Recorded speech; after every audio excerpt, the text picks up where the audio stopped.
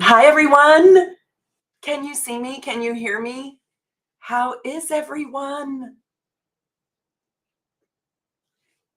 I hope everyone's wonderful. I hope you're incredible. Can anyone see me, hear me? Hi, you can see me, you can hear me. Do you guys have your coffee and your cat? It's like so extra early. Hi. Hi. We don't look great, but we are great. How are you guys? Good morning. Oh my gosh, I love seeing you. Hi, hi Kelly, hi Juan. Oh, you guys are so awesome, Tiffany. I see you all here. Can you guys can see me? I'm like barely here. I made my husband go get me breakfast, so we'll be eating breakfast together. Coffee, no kitty. Oh, yeah. Well, you guys, I cannot wait to do this reading with you. It's going to be so much fun, and I hope that you guys brought your information. Um, Hold on. Let me say. Hang on one second. I've got my other computer here so I can put up the charts. And I want to share my chart with you guys for today. Oh my gosh, Mercury is in such retrograde. Are you? You're so sweet. I look terrible, but I don't care. I just want to be here with you guys. Yeah, I want to see how you're doing.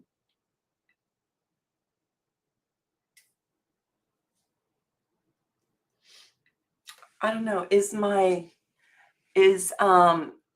the chat working and everything? Can you guys see everything? I'm going to share my screen with you guys today. Have you guys had it's too late to provide? No, it's not too late to provide information. We just started. Oh my gosh, I got up so late because my husband and I had so much fun last night. Oh my gosh, Mercury in retrograde is crazy, isn't it? Let me share the chart with you guys and tell me if you can see it. Um, Hang on one second. Here's my chart. Can you guys see it? I don't know if you can see it today. Can you? Hold on.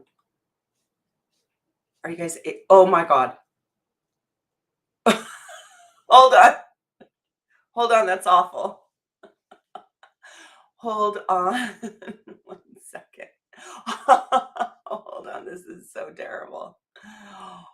Oh my God. It's so bad. You cannot do that. This cannot happen. This is so awful. Oh my God. Let me get off the share screen. Okay, I won't do that. No, you don't have to be a superstar. I am taking super chats if anybody wants to so generously buy me a coffee. That's so great. Hold on, I'm having 1,000 technical difficulties because look at it doesn't show my it doesn't show my screen. Yeah. Oh my God. I don't know why I can't see it on my end. Of course, this always happens to me. I can't stand it. It's so bad. Oh, Kendra, you're so sweet. Meredith, there are those still on the page of the reminder and they don't know the real show is going on. I know. I'm stuck on the real thing.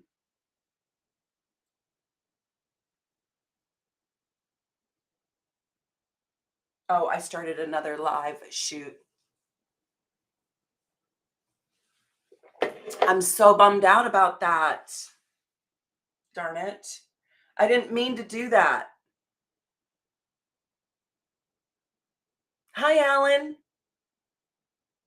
Hi, you guys. Hold on.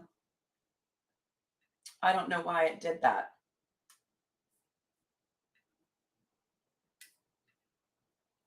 I hope everybody knows. Can anybody go over there and tell them to come over here? I think Susie's doing it. Okay, but the problem is I don't totally know how to share my screen. And Susie went over this with me. Yes, anyone can ask a question. We were all waiting. Armando, I'm so sorry. I don't know what happened. I can put the link from this into the other if you would like. Oh, Mo's intuition, that would be awesome. My only problem is when I share the screen, it goes crazy. Maybe Susie can help me. I don't know if she can. I'm going to share the screen and it's just going to be like cuckoo. But I want to share my screen with you guys because I want to share it because see, look what it does. That's awful. That's so bad. Hold on. Susie, why is it doing that? I mean, Susie and I went over this perfectly.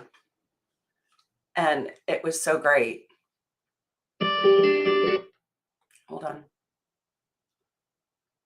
It's sharing 1,000 screens.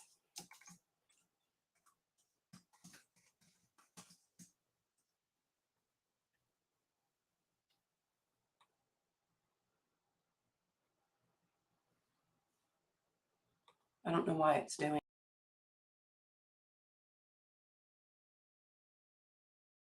air effect off. I know. Don't look at that. And nobody can see. And nobody can see my screen. It's so annoying. How am I going to do it? Anyways, we're going to have fun. I might have to do your charts over here. But I wanted you guys to be able to see them.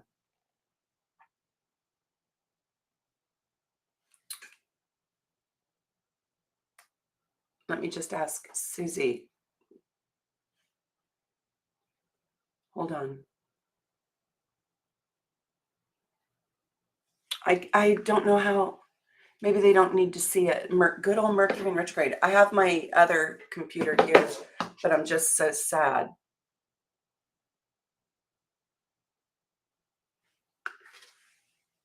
Susie says I just have to share one window, but it doesn't let me. It only allows me to share my. Oh, okay. Maybe I can do that. Share my window.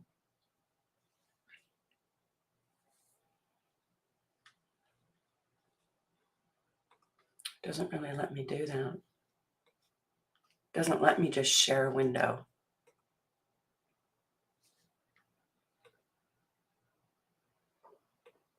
Here. See? And you can't see my screen. That's me sharing. That black screen is me sharing my beautiful chart with you. And it doesn't do anything. It's so sad. What is going on? I wanted to share with you guys. Boo hiss. I am on Windows. When will Mercury give us a break? Damn it.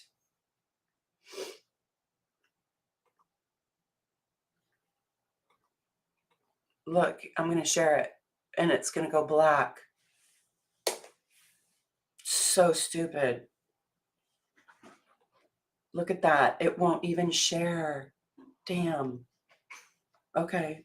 It doesn't want to share. And I don't know why. Okay. So I'll just put you guys in over here.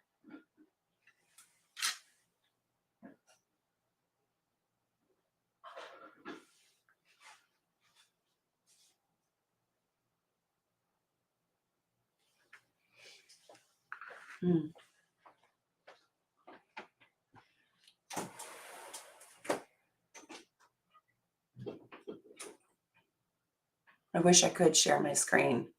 This is so sad to me. I cannot share my screen. Boo hiss.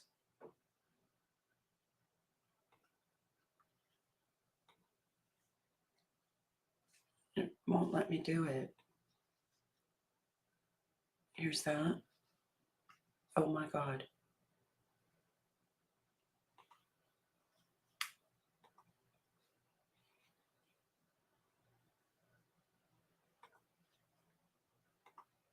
Hold on. I might be able to do it.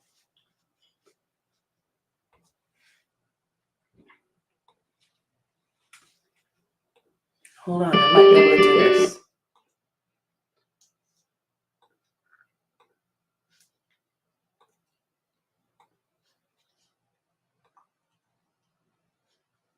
No, it's so dumb. And it doesn't share that.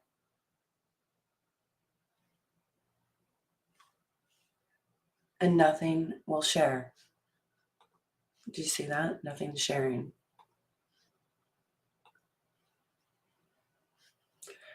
Oh my God, Mercury's in retrograde. Okay, so anyways, here is Ro. Okay, I'm going to do Ro. I'm going to look at Ro's chart. And it's such a bummer because you guys aren't going to be able to see it on the screen. Like, what the hell? Ro Sharma. Okay, hold on. Oh, and thank you for the $5 super chat. March 1st, 1983. It would be so much better if you guys could see the charts. Hang on. Don't go too fast. I'm going to do this one right here. And thank you for the $5 super chat. That is so sweet of you. Okay. 8:51 a.m. in Los Angeles. And I love you too. You're so sweet.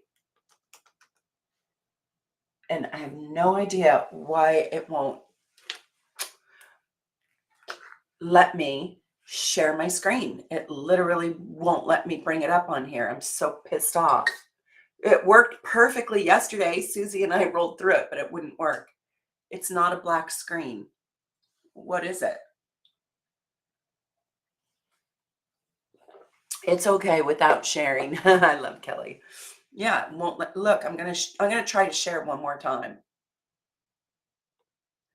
I'm just gonna try to share. And nothing.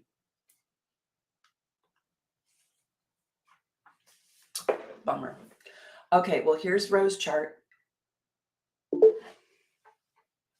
I don't know if you guys can see it. Here's Ro's chart. Okay, so this is what I thought I would do, you guys. This is what I thought I would do. I thought that I would tell you, if you want to, I thought I would tell you what is the thing in your chart that stands out the most. It's such a drag that you can't see it here. This is what I want you to do. I wish you could see it. Maybe I could put it in and share it as a JPEG or something. But I mean, that just sucks that you cannot see my screen. But I thought one thing that would be really fun is if I put it in here, and then if I showed you what I thought the biggest aha in your chart was, and if you guys want that, or if you have a specific question, or if you have something that you want me to look at specifically, I can do that too. And so in Ro's chart, oh my gosh, you guys are so cute. Okay, so in Ro's chart right here. Okay, don't go too fast. So here's his chart. What's Ro's question to me? Did Ro have a question?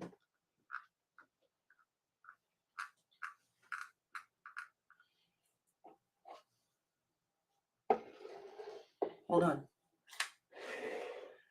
What platform am I using? I'm using Studio Restream. That's what platform I'm using. Okay, hold on. So did Ro give me a specific question? That's what I don't see.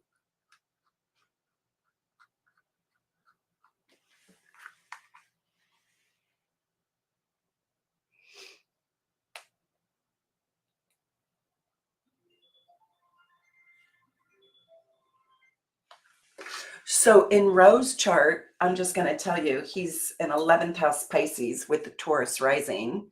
And let me just look at what I think the most important thing is in your chart. Well, I would definitely say, Ro, you're 29-degree Pluto. Holy hell. That's like very intense. I wish you guys could see it. Damn it. I'm so mad. How can I even do this? I want you guys to learn. I want you guys to be able to see. But he has Saturn and Pluto literally opposing his rising sign. And when you have Saturn and Pluto opposing your rising sign, it brings in a lot of power. This is a very powerful person, and you need this power because you're a Pisces. And so you probably underestimate your power, Ro, and I don't want you to do that. But you also have this glorious, glorious, glorious Jupiter in Sag exalted. Oh, it's not AM. Oh, it's not PM. Oh, okay. So sorry. It's PM, not AM. Okay, good. Thank you for saying that. I was like, wow, that's really intense. March 1st, 1983, 8:51 p.m. And if you guys have a software program at home, put it in. It's really cool. Okay, this is totally different. Now the big aha in the chart is you have the moon rising. And when you have the moon rising, especially in gorgeous Libra, and we have almost exact same moons, even by degree, it means your mom shaped your world, and it means you lead with your heart and you lead with love. And you lead with just this emotional diplomacy. You have a super high EQ. Anybody who's Libra rising, you guys go watch my Libra rising video. It's really good, but it's not simple being in a Libra rising. There's challenges with it. There is such kindness and such thoughtfulness for other people that sometimes you forget your own self. And I don't want you to forget your own self, especially because you also have Pisces. You're a Pisces, and that's ruled by a lot of Venus and a lot of love. Yeah, a ton of love. Okay, let me just see what we got cooking here. Okay, hold on. Thank you so much. And you can just send a super sticker if you want, or a super chat if you just want to support the channel. I don't mind. That's so sweet of you. Okay, let me just go up. Hold on.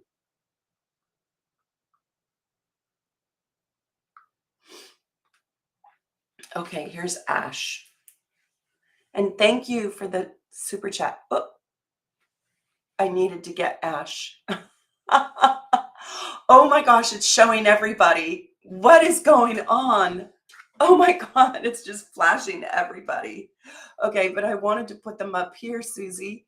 I got it on my phone, but I wanted to put them up here so everybody could see the dates.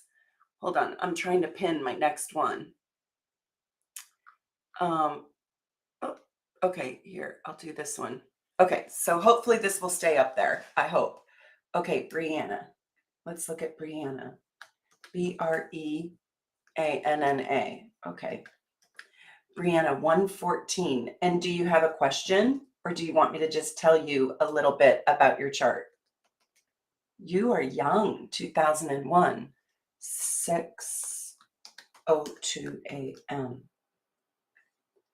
in Memphis, Tennessee. Okay.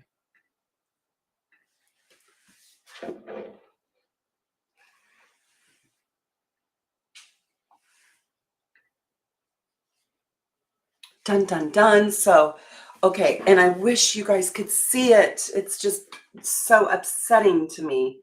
Here's her chart. And what I was going to say is the thing that really stands out here is it's very, very wide, but you have Saturn opposing Mars. And so, Brianne, oh my gosh, are you here? You are a very strong person. She's Capricorn, Capricorn rising, Capricorn south node, a Venus and Pisces, and a Virgo moon at the top of her chart. But what is so fascinating about this is you have Mars opposing Saturn. And when you have Mars opposing Saturn, oh my God. I mean, that is a very strong person. And that's somebody who probably learned strength and power maybe from the men in your life. Let me see this. Yeah, with the Virgo moon, you probably learned a lot of, because Saturn is your dad. So you probably learned this power in your life that um, also developed your belief system. And it looks like to me that this is a really big year for you because the nodal axis is going to trigger that Mars and Saturn opposition. This is for Brianna B. And this is this is like really, really big time in your life, because when the nodal axis triggers one of those planets, it's like your strength is tested and also reinforced. So it's a really karmic year for you. Super, super karmic. Hold on.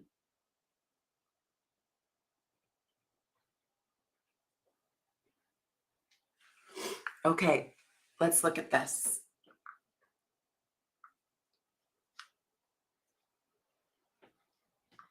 Oh, you guys are all so sweet. I'm reading your super chats. Oh, thank you, Lucas. Thank you. Thank you, Miss Morgan Ray.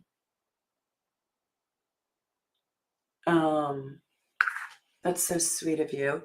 Okay, let's see. Miss Morgan Ray. I'm just going to pin you right here. Miss Morgan Ray, June 1st. Hold on. My husband's so cute. He went out and made me a little breakfast. So I'm going to eat with you guys. Morgan Ray, June 1st, 1985. Oh, okay. I just lost Morgan Ray. I was looking at it up there. Oh my gosh. Here's she. Where is she? Miss Morgan Ray. Where are you? Oh no. I was typing it in. Right there. Uranus is transiting her north node. Okay. But I have to find her info again.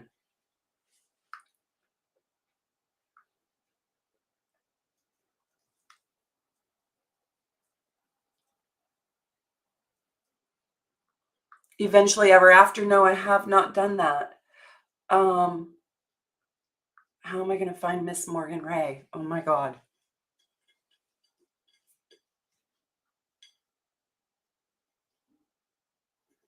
Just a minute.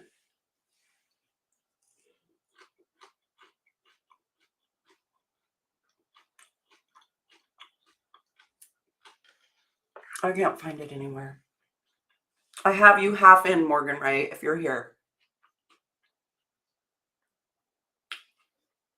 I have June 1st, 1985 at 10:07 a.m., but I can't find the rest of your super chat. Oh my God.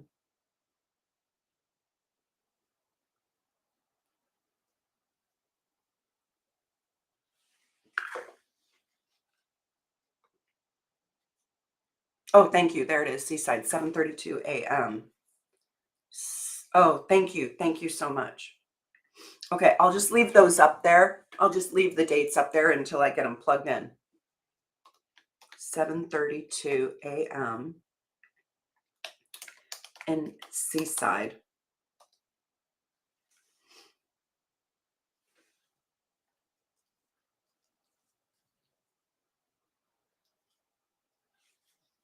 Hold on. Dun, dun, dun. Here's Morgan.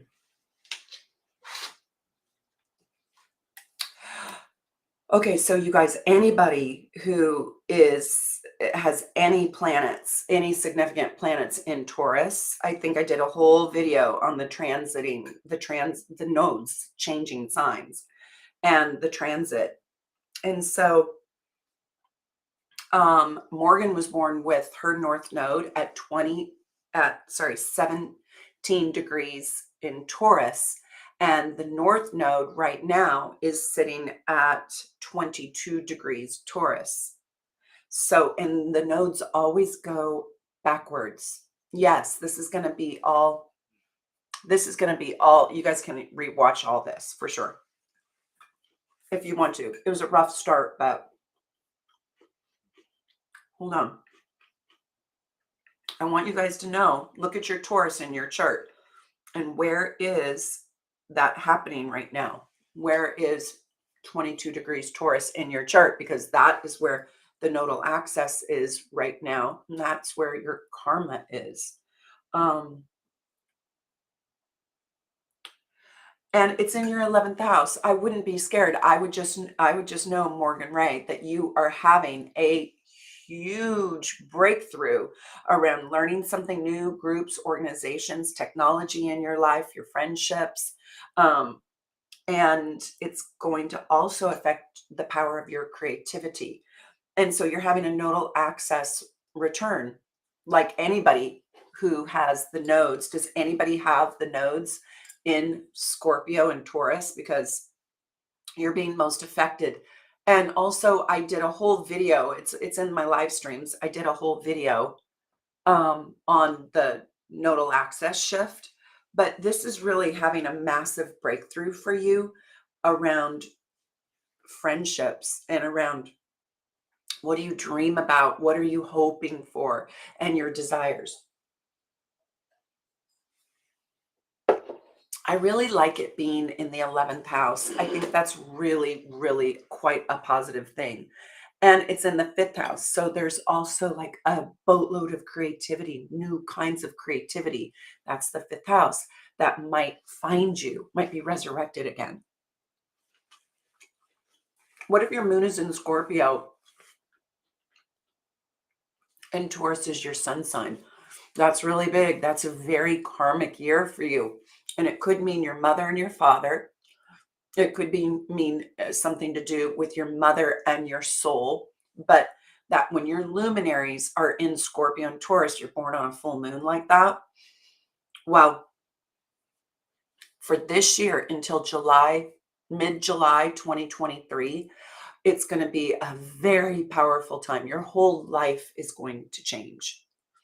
Your whole entire life will change. Yeah, and if you have your north node in Taurus and your south node in Scorpio, this is a very karmic year for you. The changes that want to take place, I say lean into them, step into them, and know that they're going to change the whole next 19 years of your life. So if this is your nodal axis, even if the south node is in Taurus, I'm telling you, it's like standing on the San Andreas fault line, and there are changes that are coming in that are literally going to reset your whole foundation and also help you reach for your highest self.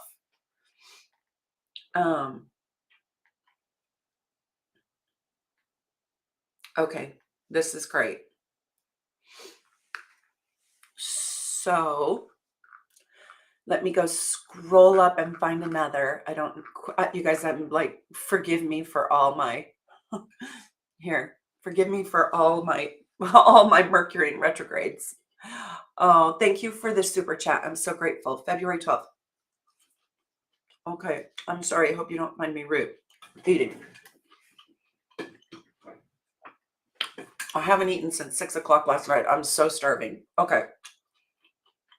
Who is this? Kiuri. Kiuri was born 2/12/1995 at 1:55 p.m. Oh, but I don't know where. Shoot. I don't know where Kiuri was born. Um,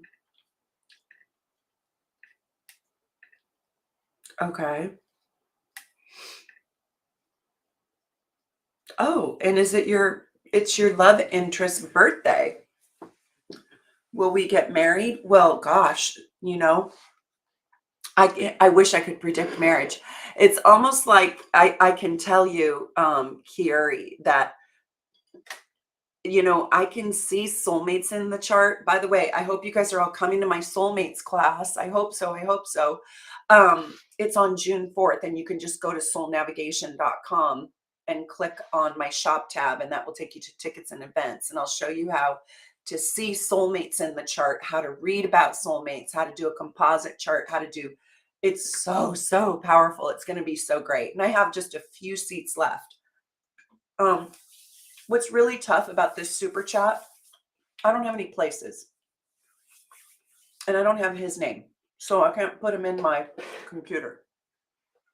My computer program forces you to put a name in, and it forces you to put a place in. But I would say, okay, Susie, okay, I'll do that. I wanted to pin him here, but okay. And I have to scroll.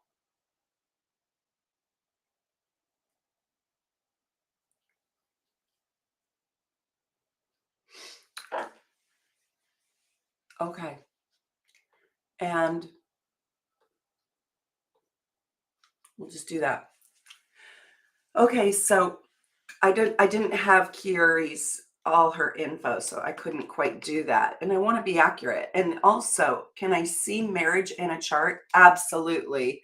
You can see marriage in a chart, but between people, but it's not just one thing you look at. You really got to look at the transits, like where are the transits in both people's charts right now. So that's a little bit more time consuming than what I'm capable of doing right at this minute. Let's do Danielle Turlos, 11/1/1971. Danielle at 1:33. I wish you guys could see it. It would be so much more interesting if you could see my screen. Fontana. Everybody's from California. Okay. Here's Danielle. And she doesn't ask a question, but I can just you guys are so cute. I can just tell you what like the big deal is, the big daddy in your chart is. This is Danielle Therese. Is she on here?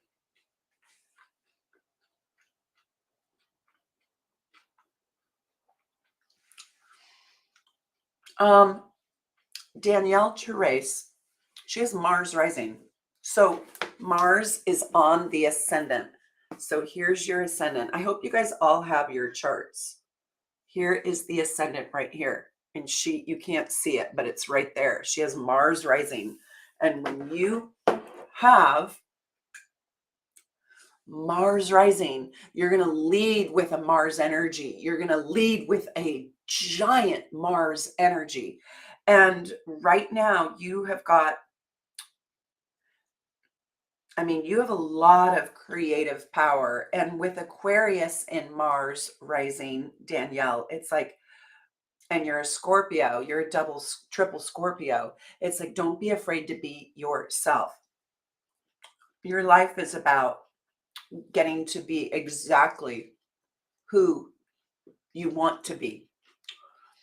You also have the ruler of your sun, Mars, rising. So there's something really unique about you with your energy. You probably give off a super cool vibe. You also have an Aries moon. So this Mars is so critical in your chart. It's ruling your moon, it's ruling your sun, it's ruling your Mercury, it's ruling your Venus, and it's rising. So what do you do with yourself? You have to have a huge physicality to yourself, a huge strength, and an absolutely enormous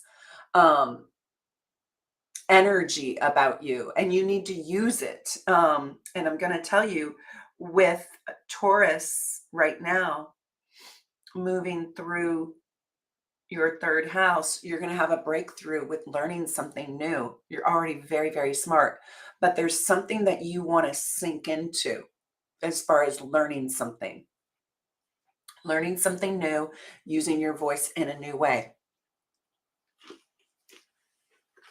It's super powerful. You're going to have a giant breakthrough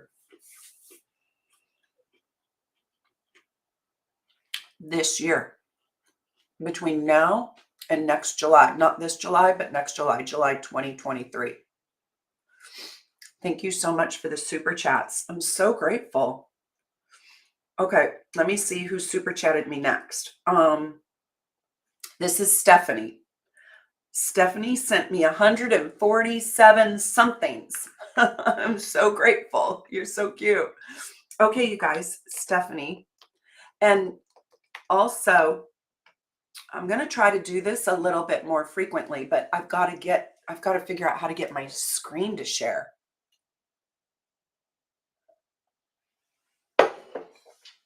And if I could get my screen to share, gosh, it would be so damn good, wouldn't it? It just goes into, I just kind of half want to try it again. It's so bad.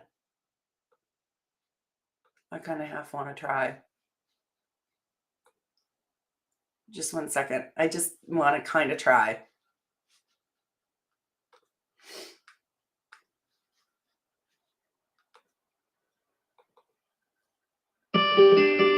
Hold on. That's my music to open it up.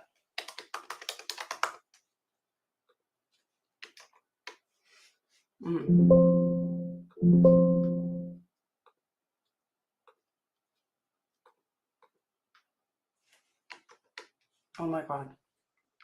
Nope. It's officially Mercury in retrograde. It's like, no, I'm not doing this. Hold on.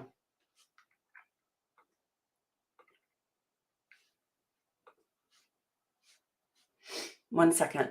I just want to see, because I think you guys will have a lot more fun if we can do it that way.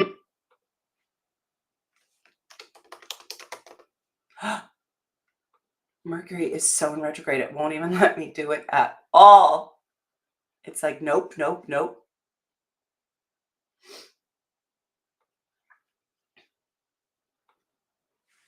I know, I'm looking at my phone.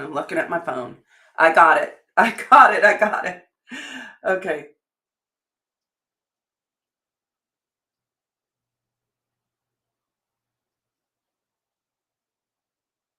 Okay. Susie's like, go in order. Okay. So thank God for Susie. She's on the other end. So here's Stephanie. Okay. So I've got Stephanie. And let's do this. So Stephanie is born June 27th, 1993. And then, hold on, 21:20 for the time. Cape Town. Sorry, it takes time. I'm putting it into my computer, and I wish you guys could see it, because it's so boring. So here's Stephanie. And she says, thank you for sharing your gift with us. Oh, that's so sweet. You are so welcome. Thank you for your really sweet super supporter tip. Okay, so she's Aquarius rising with a Libra moon, and she's a Cancer. And she has Saturn in the first house. Wow. You know, something that's so interesting in this chart, she's got planets in every single house but one. Look at that. Do you see the wheel? I mean, she literally has planets in every house. And so it's a lot of energy. And this is for Stephanie in Cape Town, South Africa. And what's interesting about this is she has the moon conjunct Jupiter. And did you guys go watch my 10 best transits, because the moon conjunct Jupiter, I think, is just so loving and so big. And it's wide. It's 5 degrees moon and 17 degrees, sorry, 5 degrees Jupiter and 17 degrees moon.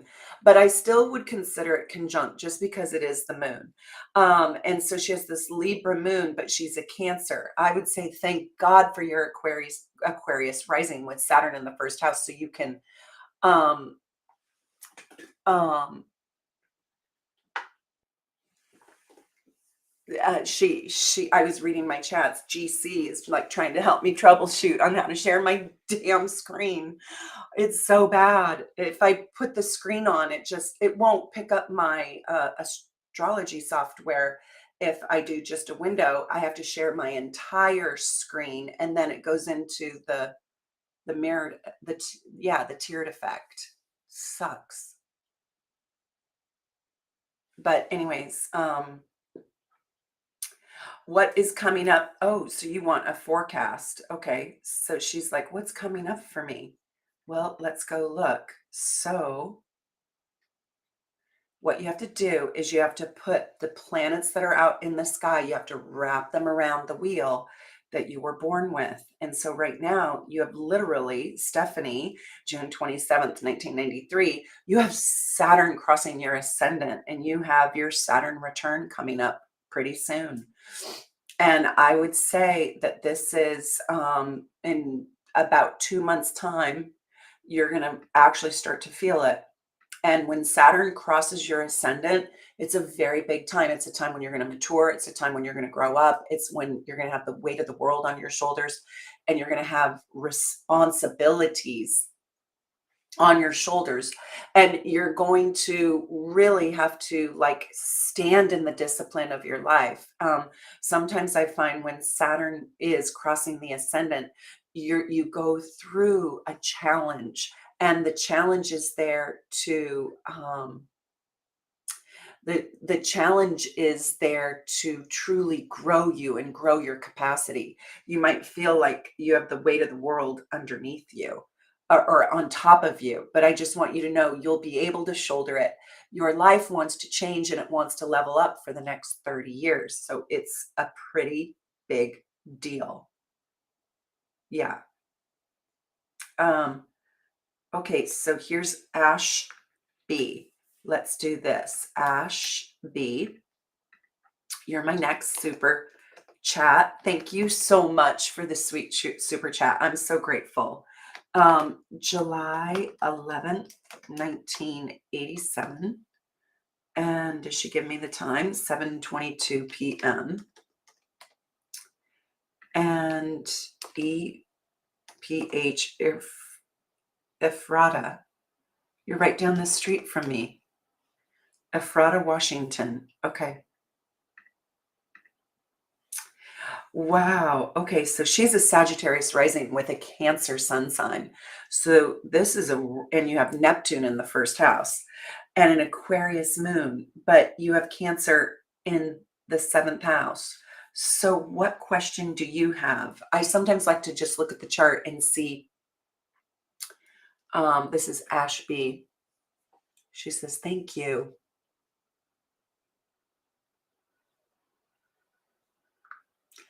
I was just wondering if you had a specific question. I didn't know, Ash.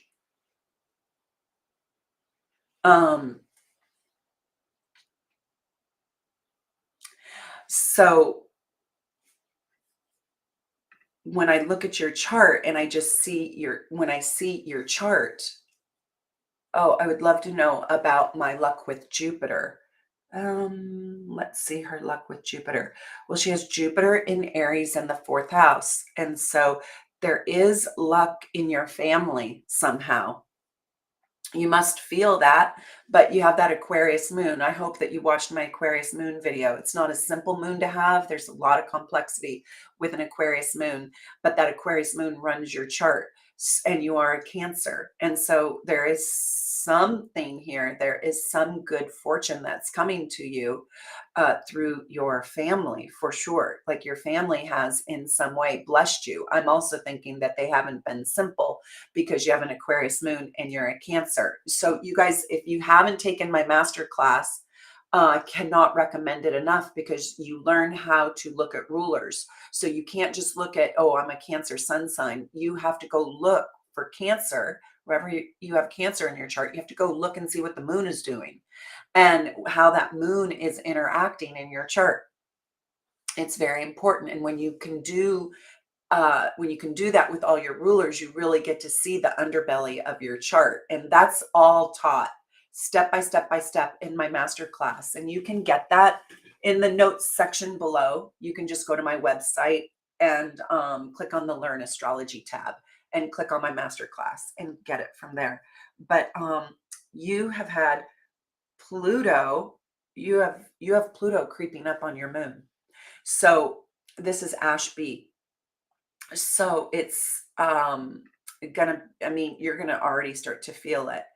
But in 1 year's time, Pluto sits at 0 degrees Aquarius and your moon is at 2 degrees Aquarius. So for all the Aquarius moons, Pluto is about to spend time in Aquarius, and it's about to move through the constellation of Aquarius. So I'm going to tell you, you are going to have an emotional transformation, and it is really going to shape your life. So you'll start to feel it in 1 year's time.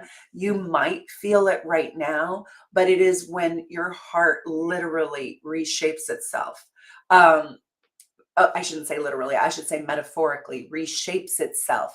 It wants to transform what it attaches to, and it is also going to be a very, very big deal in your life. You might become a mother. What year are you born? 87. You might have issues with your own mom. Issues, that sounds negative, but it can also be quite positive, where your relationship with your mom transforms. That is really the biggest aspect that's happening in your chart, even bigger than Uranus in Taurus.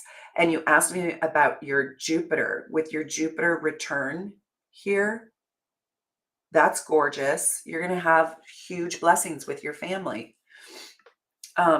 You have something about motherhood or mother, Ash, coming in.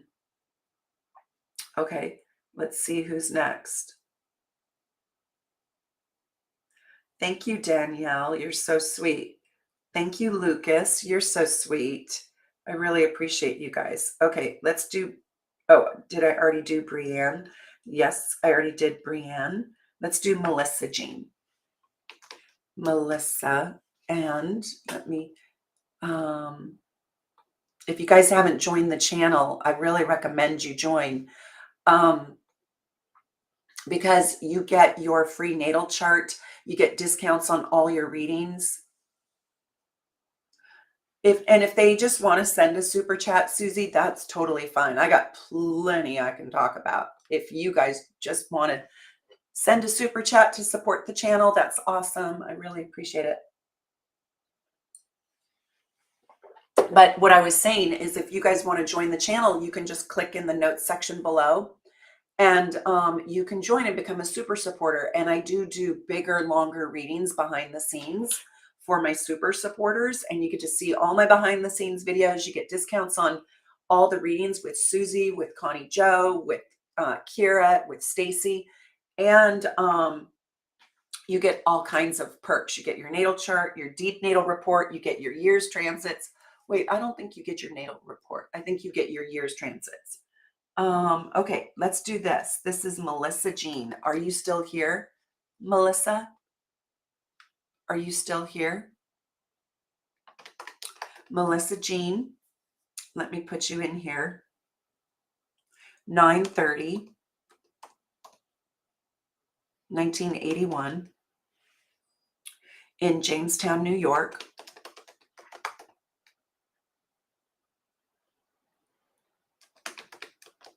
Hold on. Sorry, I wish I typed faster. At 9:43 p.m.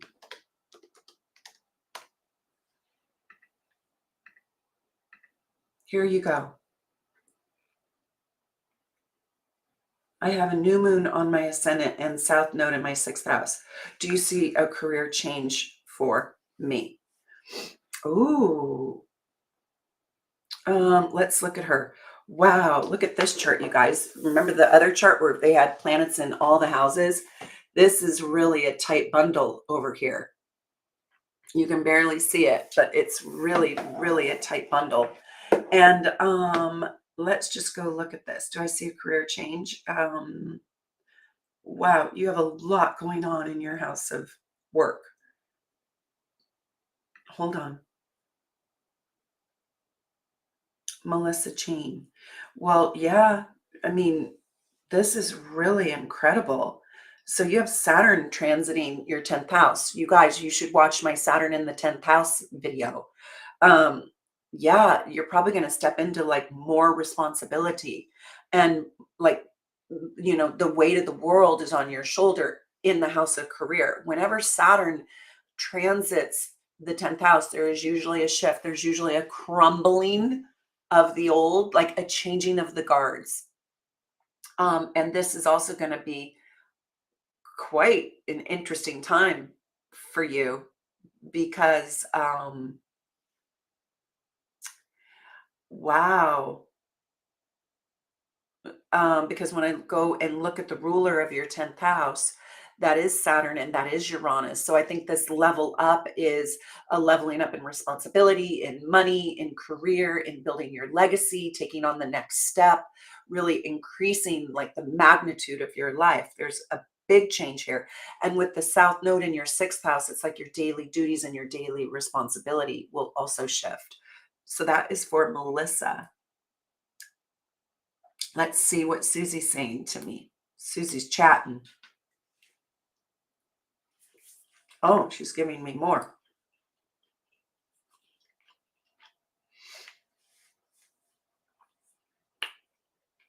Okay. Okay, here's Ashley. July 12th, 1997, 9:05 p.m., Singapore. I just graduated college. Life is being reshuffled.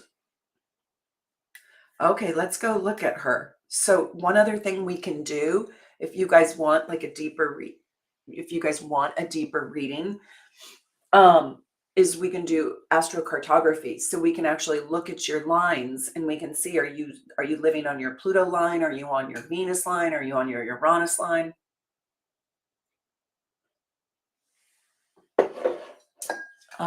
Okay, so this is Ashley Neo. Oh, and thank you.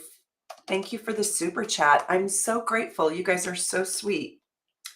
So Ashley Neo is born July 12th, 1997, and she was born at 9:05 p.m. in Singapore.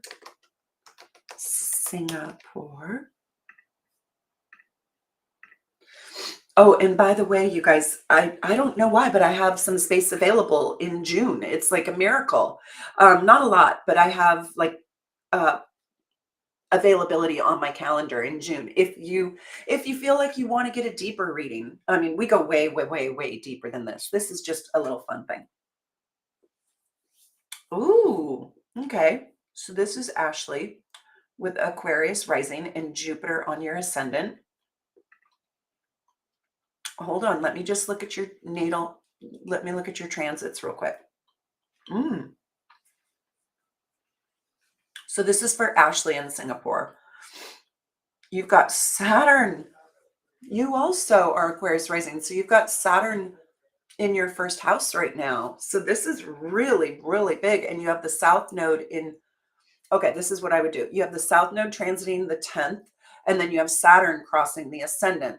So absolutely I would move if you can get a better job. I don't know if you're living in Singapore. I don't know where should I leave here. I don't know what here means, but what I'm saying is you should follow your career path. So if you get a phenomenal job where you're at, stay there. Or if you are applying abroad, absolutely move. You need to follow wherever the next step, where the next level up step takes you, wherever that is, go chase it.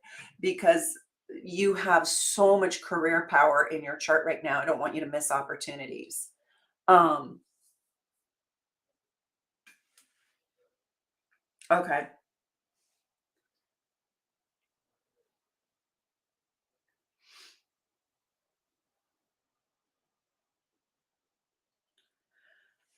Okay, so here's Lucas. Let's put you in here. I think I already have you in here, but I'm not positive.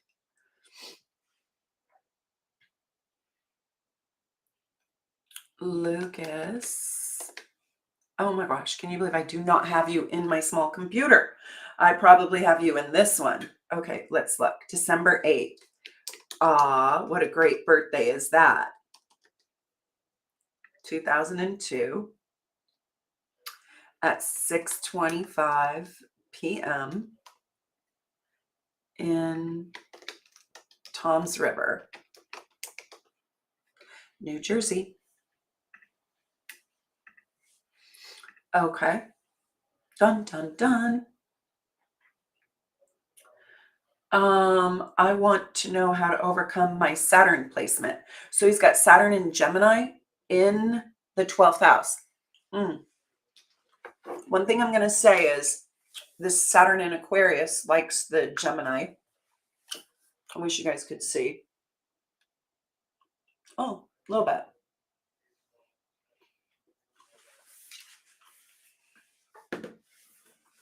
Saturn in the 12th house, you know, there can be a lot of suffering with that, but you are a Sagittarius and you do have Pluto on your sun.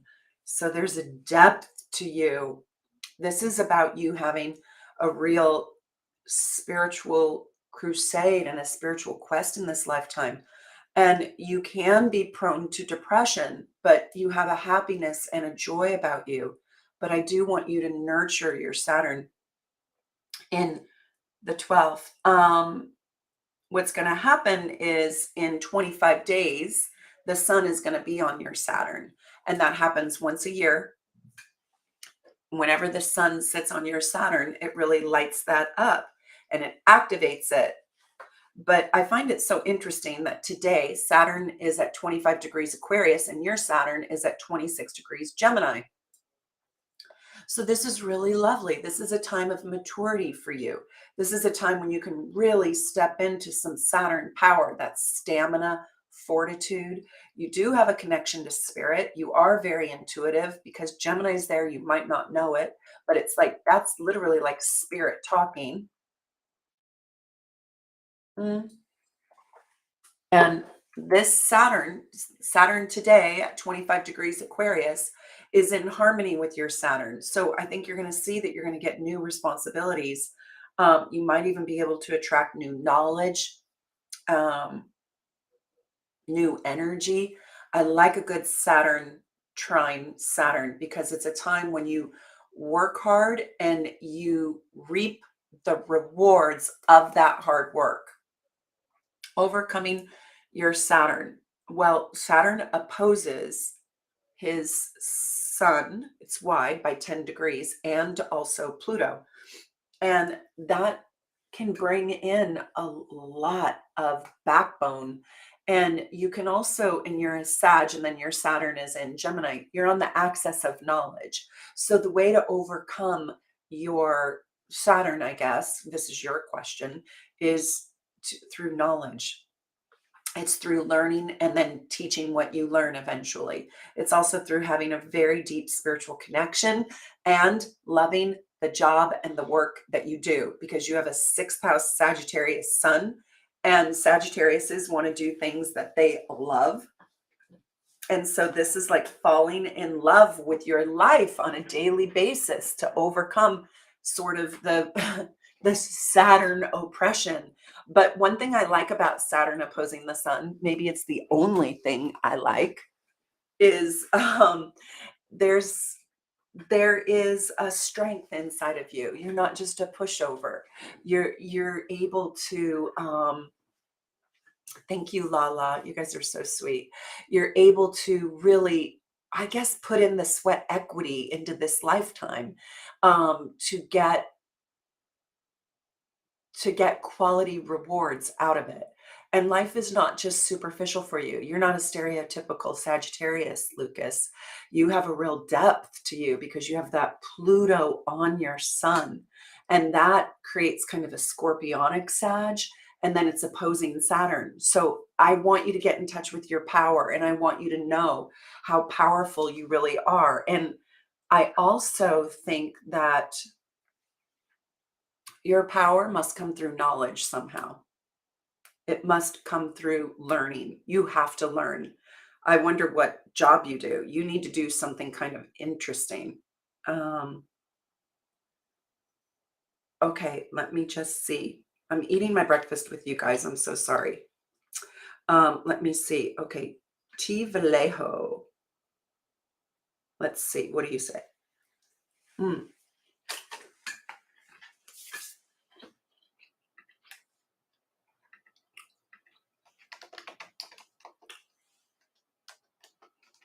Okay. Oh, thank you for the $10 super chat. I'm so grateful. December 2nd. Love all these Sages. 1982. In Ventura, California. That's so lovely.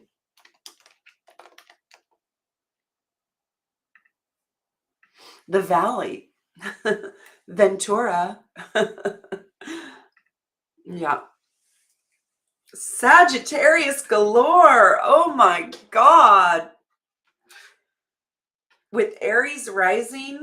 Whoa. I'm single, looking for a partner that is intellectually curious and can hold deep conversations. Yes. And you need somebody who is powerful and somebody who is more powerful than you. Ventura is the best. Like, oh my God, Ventura. T. Vallejo, here you are. Look at all this Sag, you guys. This is a lot of Sag. How do you do you? How do you do you? I don't know. I don't know how you do the best. I mean, how you do yourself. I mean, she's got Venus and Mercury and Neptune and the Sun and Uranus and Ceres and Dark Moon, Lilith, all in Sagittarius. So does this person exist for me? Absolutely, this person exists. But we got to go look at Mars. And this is really interesting. And I teach this to you guys in my soulmates, not my soulmates, in my master class. And if you guys want to learn about how to find compatibility in soulmates, that class is on June 4th, and I still have a few seats left. It's going to be on Zoom, and I am going to be able to share my screen there because it's through Zoom. And what was I going to say? Oh, and I'm going to teach you how to see who are you most compatible with. Where is your soulmate? So this is what's so interesting about you, T. Vallejo. We got to look and see what Venus is doing in your chart because you've got Libra in your house of marriage. Now, I wouldn't necessarily say that you're going to marry a Libra, but we go and we look at Venus, and because Venus is the ruler of Libra, which is your 7th house of marriage, that's on the cusp of your 7th house. And we can see that your Venus is at 17 degrees Sagittarius, and it's exact conjunct to Mercury at 17 degrees Sagittarius. So you have Venus and Mercury like that. So in Sagittarius, which rules your house of marriage. And it's conjunct your sun. So you need somebody who embodies that. You would do fantastic with another Sagittarius, and you would do fantastic with anybody who is compatible with Sagittarius. So even an Aries, a Libra, I would even say in this case, even a Gemini, because Geminis and Sagittarius, it's a great opposition to have. And I would also say you would do fantastic with an Aquarius. And those people are going to be smart enough for you and strong enough for you. And you're going to have so much fun with somebody who is compatible with all that Sagittarius energy. The reason why I say Sagittarius energy is because Venus rules your particular house. This is just for you. This is actually for anybody who's Aries rising. But Venus rules your house, and Venus is conjunct your Mercury up there in the ninth house. You also might do really well, T. Vallejo, with a foreigner. So yes, this person exists, but um, I want you to know that you really do need somebody who's strong. Also, you have an out of bounds Mercury. So you are super smarty pants. Did you watch my video? The top 3 most intelligent signs? I hope you did. You're super smart. You have an out of bounds Mercury. Do you guys know about your out of bounds planets? I hope so. If you buy one of my gorgeous natal charts, or if you become a super supporter, a member, you will get your chart and you'll see what planets are out of bounds.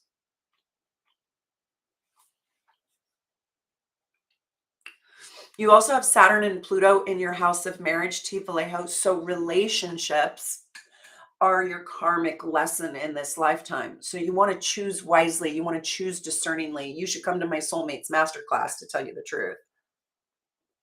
And you have your part of fortune in your house of marriage, which is good. You're going to do well, but this person has to be strong enough for you.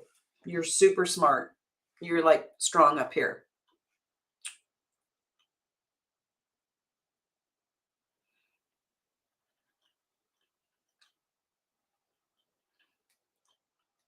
Okay. Am I going to be able to get through all these? I don't know. I hope so. Sass, oh my gosh, thank you for the $20 super supporter. I love it. Okay. I'm going to do Sass. Sass is born on 9/8/1976, bicentennial. Let's see. At 1:17 a.m. in Galveston, Texas. Dun, dun, dun. Cancer rising at 0 degrees. Oh my God. Do you have your birth time right? So when you have a 0 degree rising sign, I'm always like, oh my God, please go check your birth time. 1:17 sounds accurate, but I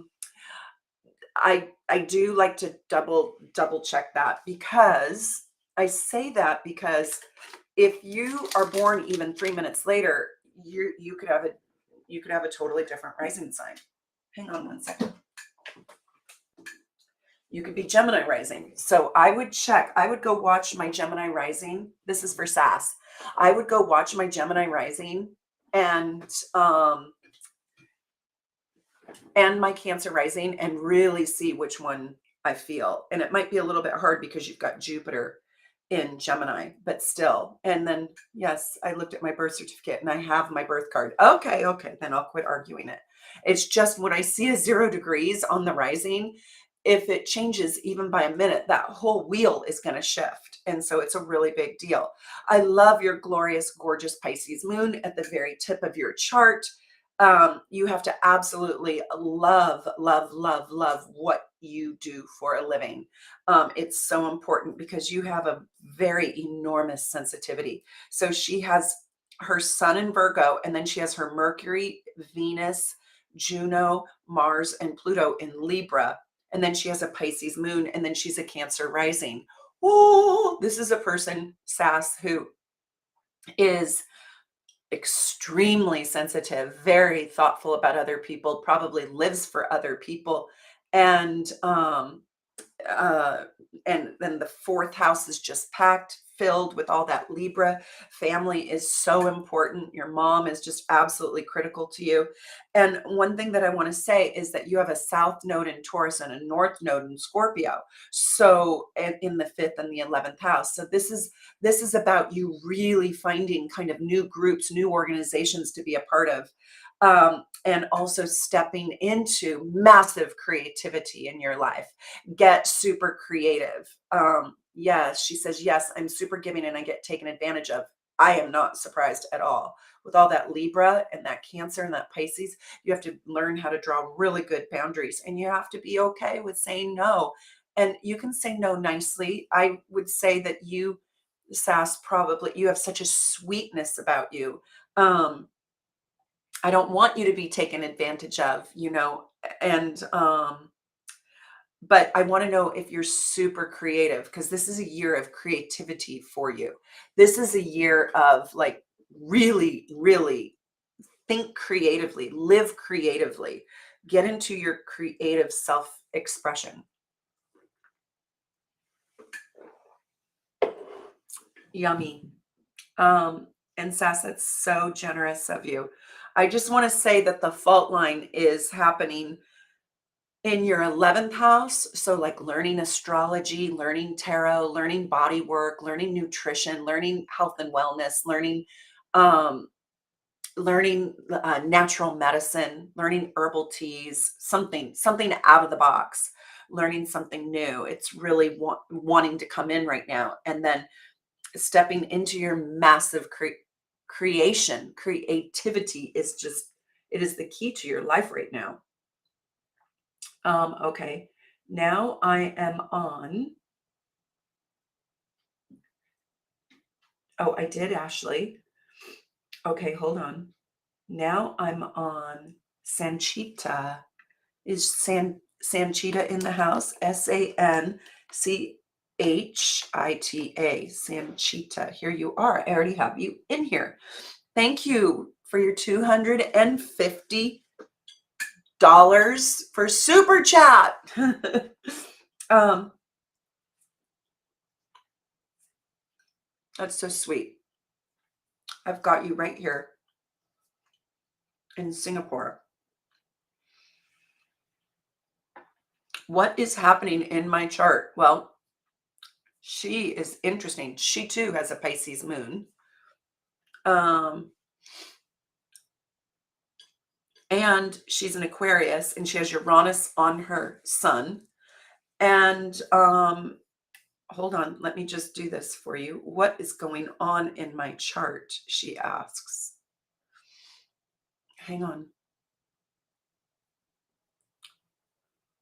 What is going on? Well, wow. Well, the moon is on your sun today, so it's a lovely day. But the sun right now, I mean, Saturn right now is sitting on your Jupiter, and it just crossed over your sun.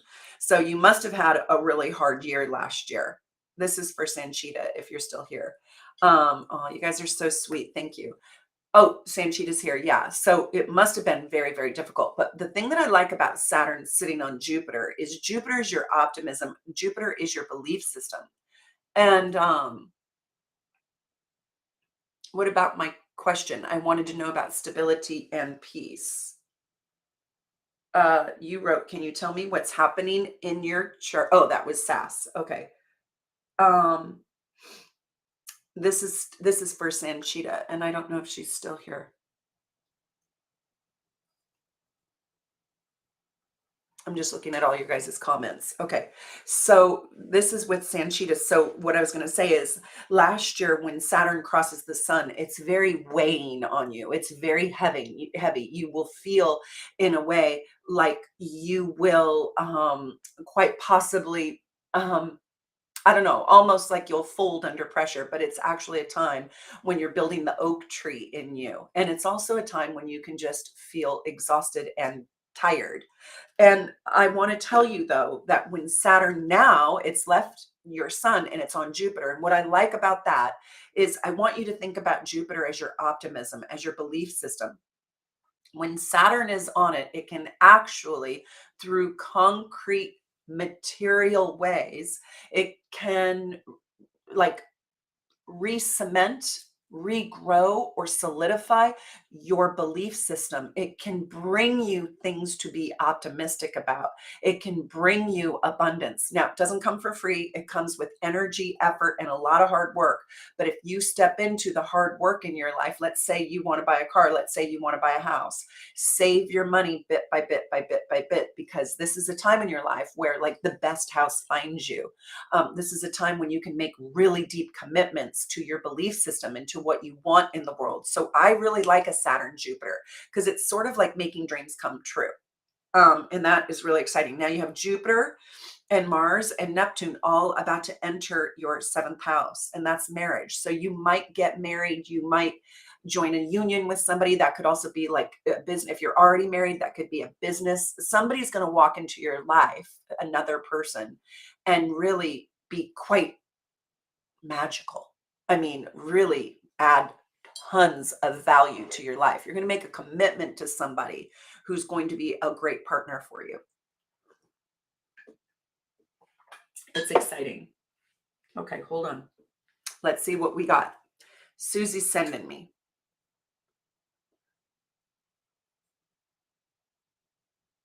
Oh, okay. So if you guys feel like saying thanks and giving a donation, that is awesome. But I guess Susie says our list is so long. We have like 25 people to do.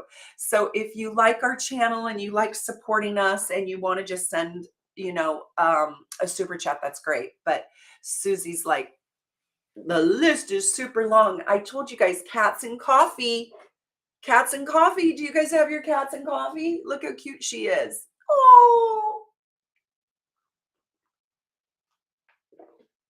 Well, if you guys want to just send a super chat, that's awesome, or a thank you or a donation. I'm so grateful. It's very sweet. I really appreciate you supporting the channel. Let's just see. Okay, what do we got here? Oh, good.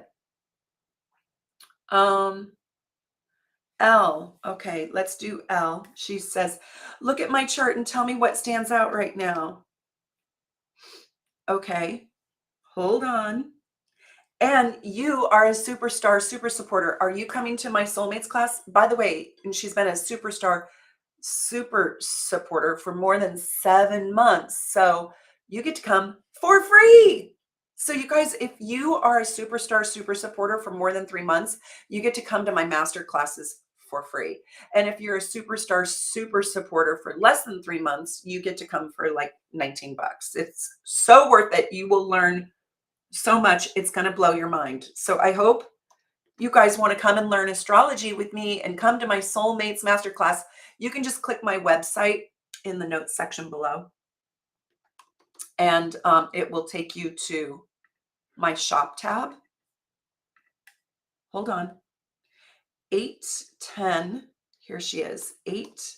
It'll take you to my shop tab and you can get a ticket. You have to get a ticket even if you are coming for free. 8/10/1988, and she is born at 5:48 p.m. and Orange County, California is so in the house. Okay, here you are. This is for L. Oh, you were born with your vertex on your sun. That's exciting. And you're a good Capricorn rising. What is going on in her chart right now? Let's look. Let's look at the transits. Well, you have the sun and Mercury on your Jupiter, so this is a time when you can get a lot done, even though Mercury's in retrograde. Oh my gosh, you have Jupiter on your Mars in the 3rd house, so learning something new is really good for you. Learning something brand new, going back to school, using your voice, using your mind, maybe doing some writing, singing, any kind of communication, building a website, putting yourself out there. Because Jupiter, the planet of optimism and abundance, is traveling your 3rd house. So that's on the teacher-student axis. So it's almost like going public with what you have been learning. That's really cool. Pluto, we can officially say, is off your ascendant, thank God. And you've got the nodal axis in your 10th and 4th house. So that's family and also your legacy in the world. Like, who do you want to become? Born in 88, so you're probably pretty established in your own identity, but this is a time when you could really step into your gifts and you could really step into your gifts and create a legacy with all that you're learning. It's really, really cool. Okay, let's do Adva. What does she say? I wanted some clarification about Uranus and Libra in the seventh house, stability in marriage, relationship. Okay, so this is Adva. And thank you for being a super supporter. I love it. I think you're coming. Are you coming to my soulmate class? I think you are. Adva Epstein. Let's take a peek at her. Uranus in the seventh house can be a little bit tough, but it can also be really exciting. It can be like wherever you have Uranus, you are going to do things a little bit differently. And so Uranus in the seventh house is going to bring in, I wouldn't say it's creative necessarily, but it's very innovative. So you might innovate and do relationships differently than how your parents did them. Adva, can you relate to that? I want to know. Stability in marriage, relationships, June 13th, 1975. June 13th, 1975. And 2 a.m. And she was born in Israel. Right here. Let's see. This is Adva. She says, yes, thank you. Yes. Let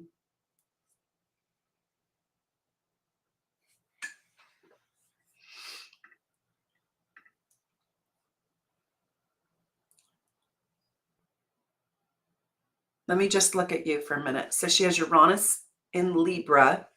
Well, I kind of like it. It's you have a big giant square. She has her moon in Leo conjunct Venus in Leo, just that right there. And it doesn't make a sextile to Uranus, and that's okay. But just that right there, and being a Gemini, that's just so generous. It's so attractive. It's so beautiful. It's so endearing. And you guys have to know this. Okay. So this is so important. And I wish I could show these charts. So if you can come to my soulmates masterclass, you will learn so much. Or you can just right now, you can go watch my masterclass. I do charge for it because it's like 2 hours long and I give you all my secrets on how to read a chart. But the thing that I want you to do is I want you to look at what is on the cusp of the seventh house, what sign, and then I want you to go look at the planetary ruler of that sign. So she has Libra on the seventh house, right? So you guys all know what relationship planet, right, is going to most affect her. That's her Venus. Well, where is her Venus? Her Venus is in Leo conjunct the moon. So Venus in Leo is so important because that's what's running her seventh house of marriage. And she has Uranus in there. And she's like, no, what do I do with that Uranus in my seventh house of marriage and relationships? Oh, am I going to be getting a divorce? No, you're going to be friggin' exciting. You're going to be like fun. You're going to change it up. Nobody can get too lazy and comfortable with you because you're going to be constantly learning, constantly innovating, constantly changing up what what partnership looks like. But you are quite loyal. And you're probably going to be in one marriage because you've got the moon conjunct Venus, the ruling planet of that seventh house for you. In Leo, fixed sign Leo, and it's straddling love affairs and family. So how freaking exciting are you? She says, I hear so many tough things about this placement, which is why I'm asking. Yes, I would say Uranus in the seventh is a little bit hard because it's constantly changing.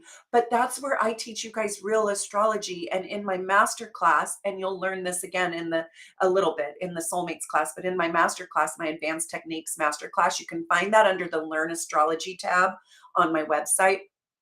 I teach you that you got to look at the rulers for every house. So what is the ruler of your first house? What is the ruler of your second house? That is the ruling planet of the sign on that house cusp. So for example, you have 15 degrees of Libra Adva, in your seventh house. And then you've got 21 degrees of Scorpio in your seventh house. So you really do need to look at Venus for Libra and Mars and Pluto for Scorpio. And that's going to show you the kind of partner that you're probably going to be most like magnetically attracted to. It's really, really cool. I like Uranus in the seventh a little bit in your chart because it goes so well with your sun in Gemini. And so it's electrifying and it operates in a way that is good for your soul, good for your mind. Now, it's tough because it's in opposition wide, but to Jupiter. So it is a little bit tough. Sometimes you can rebel against the very things that you believe in, ironically, or you can sometimes struggle with that Jupiter aspect in your chart and believing in optimism, believing in faith, believing in yourself because that Uranus is opposing it.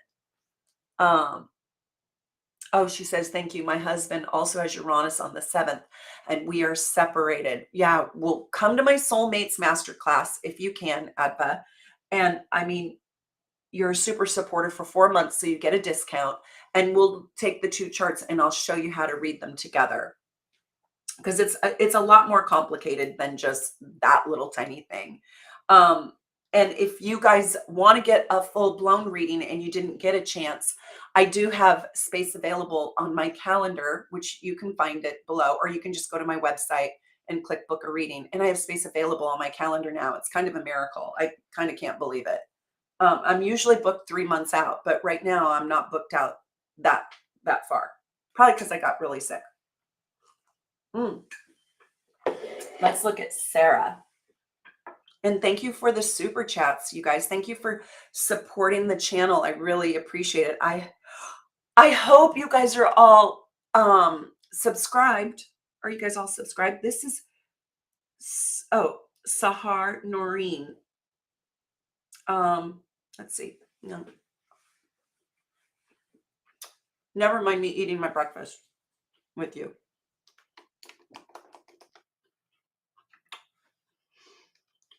I'm starving. I hope you guys are all eating breakfast too. Eating breakfast with me. Cats and coffee. Oh, I think she's in Saudi Arabia.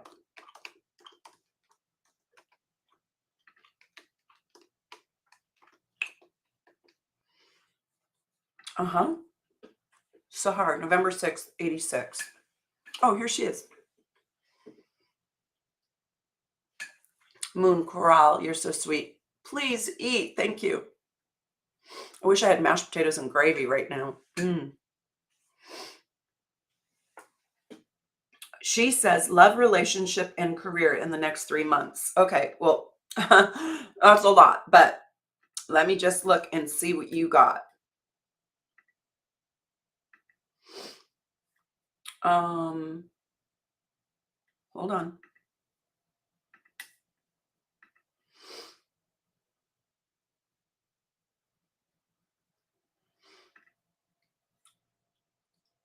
Well, hallelujah. You have Cancer rising and you have Capricorn in your 7th house of relationships, and Pluto is leaving your 7th house. So I think you're going to see that your relationship status is going to shift and change and gel. Now, this is going to especially happen next March. So next March, you're going to step into either a new relationship or you're going to solidify this relationship. Basically, your relationship pressures are leaving you, which is really, really cool to see. So that's next March. So get ready. I mean, you could even step into, I don't know what your relationship status is. And this is for Sahar.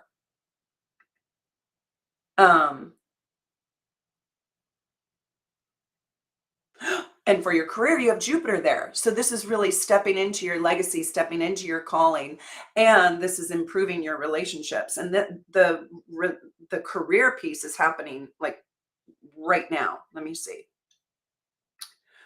Oh my gosh. Well, your career wants to take off. It wants to completely rise. You've got Jupiter there. You've got Mars. You've got Venus there. And so more money, more clout, more status, like a better place to work. This is for Sahar. I mean, it's like love and relationships are fantastic. I think the relationship is going to solidify for you in a little bit of time, like next March. But right this minute, your career wants to completely elevate. Okay, here's Moon. Moon Corral. Thank you for the $15. I really appreciate your super chat. Okay, good afternoon. I'd like to hear your thoughts on the aspect to my Venus aspects. Thank you in advance. My birth details are July 18th, 2001. You're young. I love it. I love all these young people wanting to learn about astrology. You know, I really feel like astrology is it's a lost science. It's a lost art form. People, and I even think a lot of native people from whatever lands, original, these original thinkers really worked with the moon and the stars so much more than we have. Why did we let it go away? I just find that indigenous people really, really used the moon calendars and followed the sun and the sundials. And why did we step away from every one of us mastering the ability to do that, to read our environment? 12:04 p.m. in New York.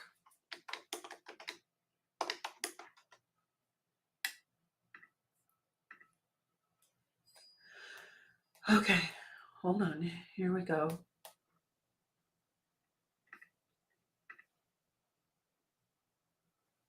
Okay, so her Venus. Okay, so she's Libra rising. And when you're Libra rising, you better be paying attention to your Venus because that's the ruler of your whole entire chart. Did you take my master class? I hope so, Moon, because I really go deep into those rulers and the dispositors. And if you guys don't know rulers and dispositors, you cannot know your chart. So if you are a Libra rising and she's a Cancer, so the moon rules her Cancer sun, and Venus rules her rising sign. And you need to know the dispositors of all the houses and all the planets. So your gorgeous Venus in Gemini in the 9th house, how fun is that? You are such a fun person, is your chart ruler, Venus and Gemini in the 9th house. And you're like, oh, but I want to understand it, to my other aspects. So she has Mars opposing Venus. And I don't mind Mars opposing Venus. And I really don't mind the opposition of Gemini Sagittarius. But I do want to say that you also have Pluto opposing Venus, and that is very, very tough. And I recommend you study Pluto opposing Venus. I mean, I think that maybe you doubt your self-worth, and I hope you don't do that. But with Saturn on your Venus, it represses Venus a little bit. But yeah, you have a lot of oppositions with Mars opposing Saturn, Mars opposing Venus, and Mars widely opposing your moon. But I like Moon Venus together. And, you have a lot of Gemini in your chart. So I do find that Saturn can be good for Gemini because it can make you focus a little bit more so. And you could literally become a master at anything you do. Like Geminis have so much versatility, but with Saturn there, it really disciplines you. And it makes you focus. And it calms down that energy a little bit. Hold on. You don't have any earth in your chart. So if I was you, I would really work very hard on being grounded because you have the 3rd and the 9th house ping ponging back and forth. And those houses are so active and so busy. They're kind of the ADD houses. I say that like that's not for real. It's just metaphoric. A 10th house sun. So you really want to be accomplished.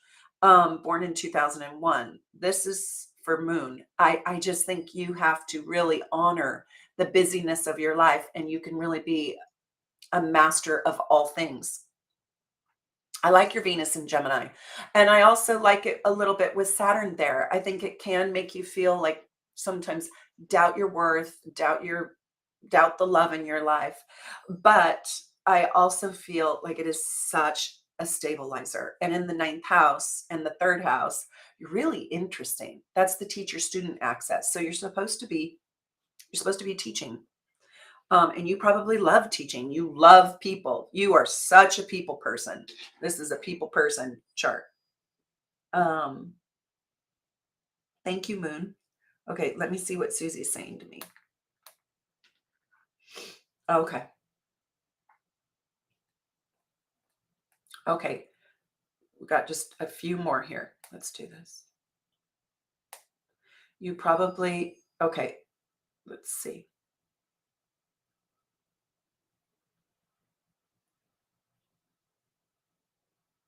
Mo's intuition.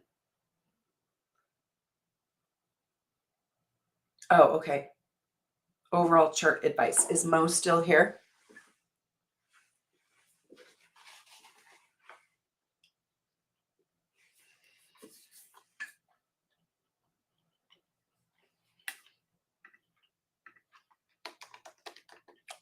Here's Mo.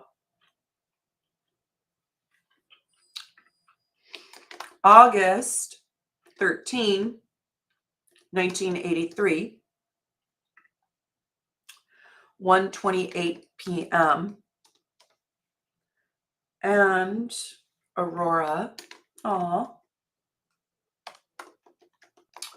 just like my cat, Minnesota.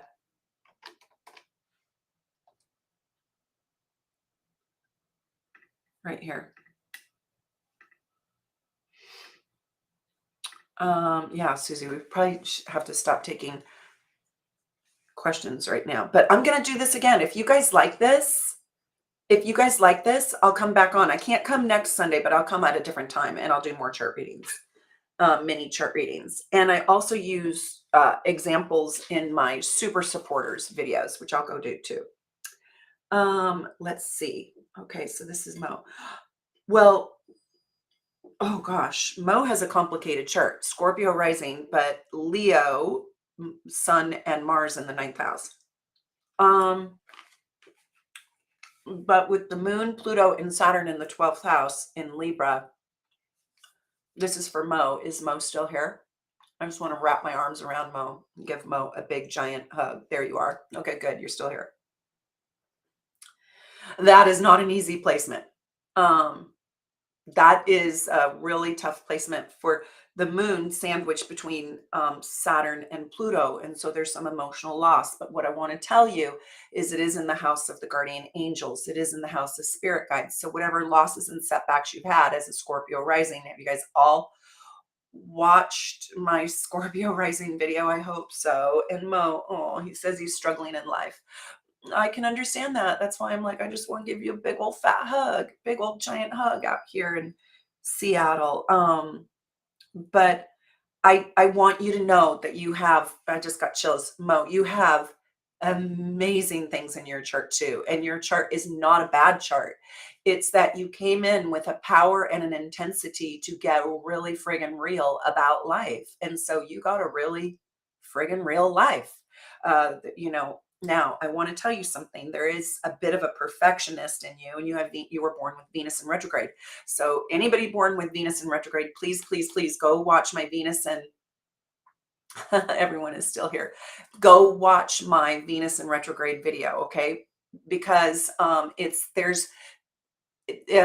I say this? You're a Leo, but you internalize, this is for Mo, you internalize things so deeply that there's almost one relationship going on the inside and another relationship on the outside. And there's probably misunderstanding from yourself to the outside world and to the outside world to you. And that gap of feeling misunderstood, we need to, I think, do enough self-discovery that gap closes. You're born in 83, so I do think, Mo, you probably know yourself pretty well.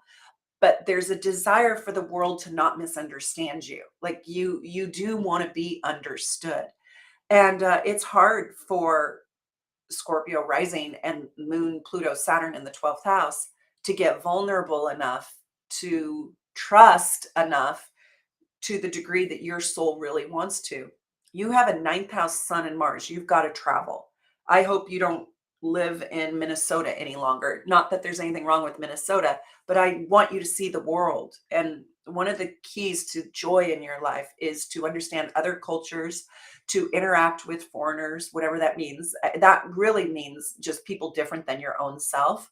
Because you like people, you like understanding people, but you want to have significant connections, not superficial. You are definitely not a stereotypical Leo. Um, and this makes me really want to talk about your mom. This makes me want to give you a whole giant reading, this whole chart. This is an intense chart, but you come with two things, intensity and passion. And you have to know how to move with intensity and passion so you don't scare everyone off, right? And so you stay inviting to create connections that are deep enough for you, that are genuine and real. I love psychology. You have a psychology. I love to travel. This is Mo. Traveling is critical to you. So I recommend that you put psychology at the forefront of your life in some way, shape, or form. Study astrology, study the Enneagram, study Myers-Briggs. Maybe you're a coach for, I don't know, some group or organization, maybe young kids, maybe a basketball coach. I don't know, something. I'm just saying something. And maybe you know, work like my family goes and we work at this place in downtown Seattle. We have a huge homeless problem and we feed the homeless and it's really rewarding. That's psychology right there. So, you know, what could you do to put psychology? You would be great at history, philosophy, culture, sociology, like studying groups of people, and traveling the world. I'd love for you to travel the world and use your psychology somehow. I'm a spiritual life coach. It's my absolute passion. Oh, that's amazing. That's what you should be doing. Um, that's what you should be doing. Taking your own personal trauma that you experienced and transforming it inside of you so it can become tools and gifts for other people to benefit from. That is perfect. Okay. Hold on. Anyways, Mo, this is awesome. I'd love for you to get like a real reading. Like really, I would love to sit down and peel this onion. You know, I find, especially for Scorpios, I know you're a Leo, but and you must be like really charming and fantastic at spiritual life coaching. People must love you and they probably feel so heard and listened and loved when you talk to them. Um, but I often tell my Scorpio risings like the best way to get out of their suffering, because you said you were suffering, is to step into the suffering of another person. And that's how Scorpio transforms the fastest. So I like the spiritual life coaching. I hope you're working with really, really wounded people because you can handle it. You're the triage unit. And thanks for being here. And I hope you're a member. I hope you're a super supporter. I want to see you. Okay, let's see. Let's see. Oh my God. That's Moon. I'm seeing who else I got.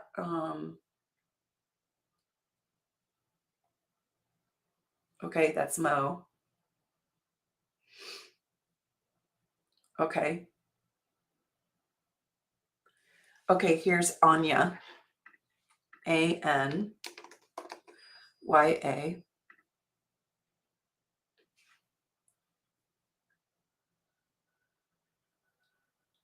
July 4th,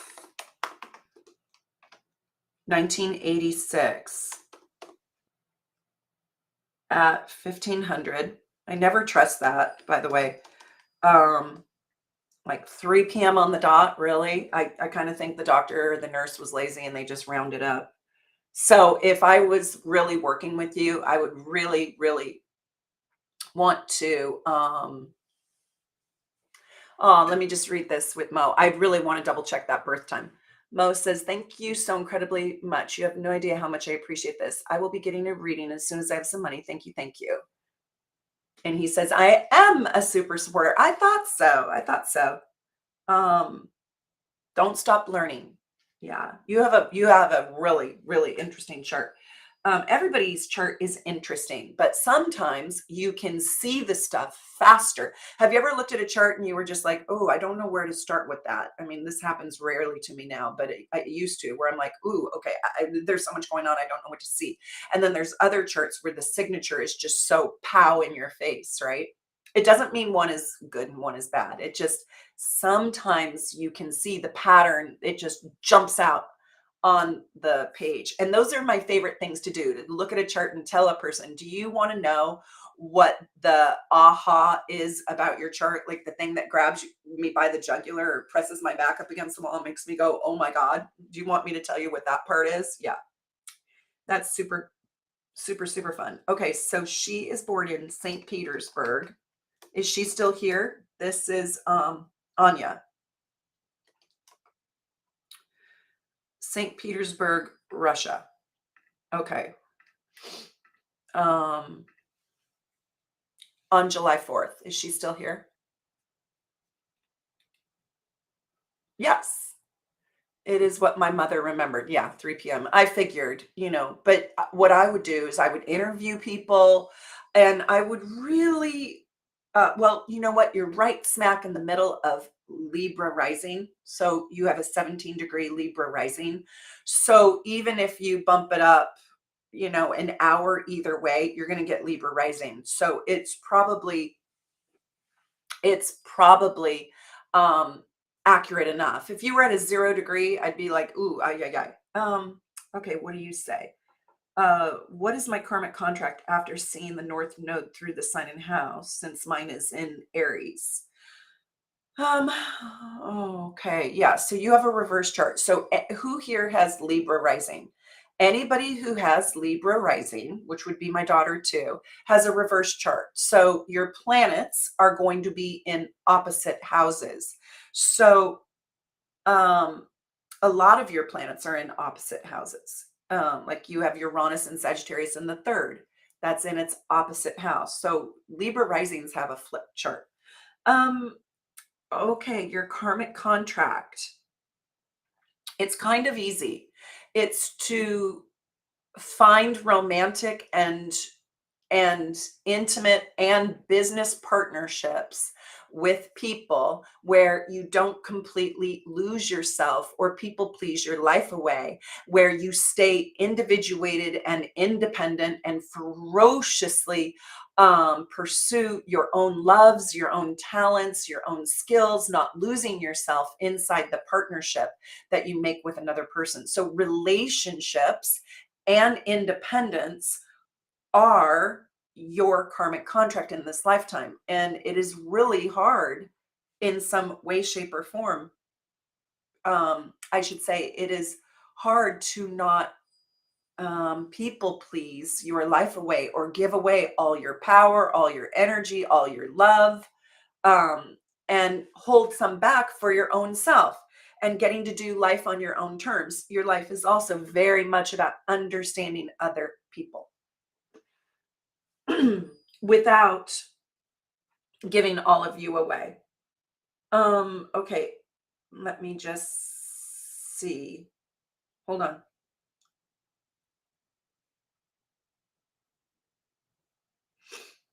Am I doing Zach? Am I doing Zach? Oh, okay, I'm doing Zach. Z-A-C-H. March 15th.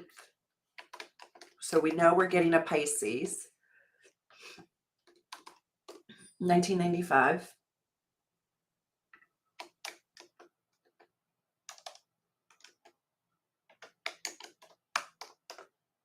Hold on. Los Angeles. Everybody's California today. Not really, but it's kind of a lot of people. 9:30 a.m. What should I be focused on for this year? Zach says.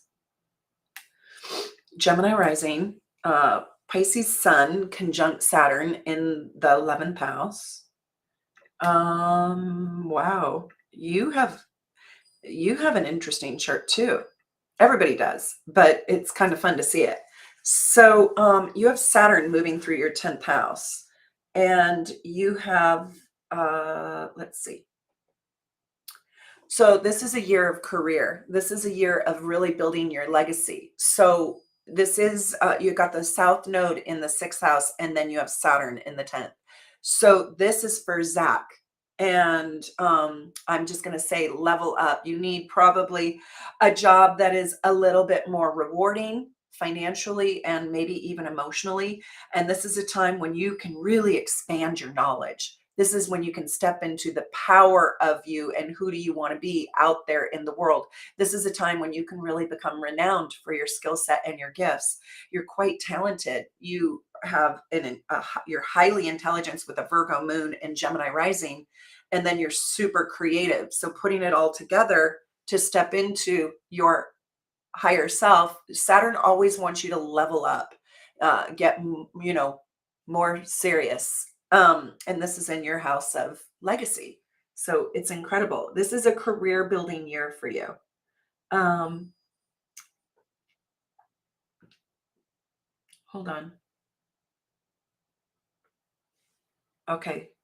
I'm going to do Christine. Thank you guys for the super chats. I'm so grateful. And Christine Brown. And May, I'm going to go work in my garden after this. What are you guys doing? It's so beautiful here in Seattle. Glendale, California. That's hilarious. California is up. 10:45 a.m. Glendale, California. Okay, here we go. Is she here? I don't know if she's here. This is for Christine. Dun, dun, dun.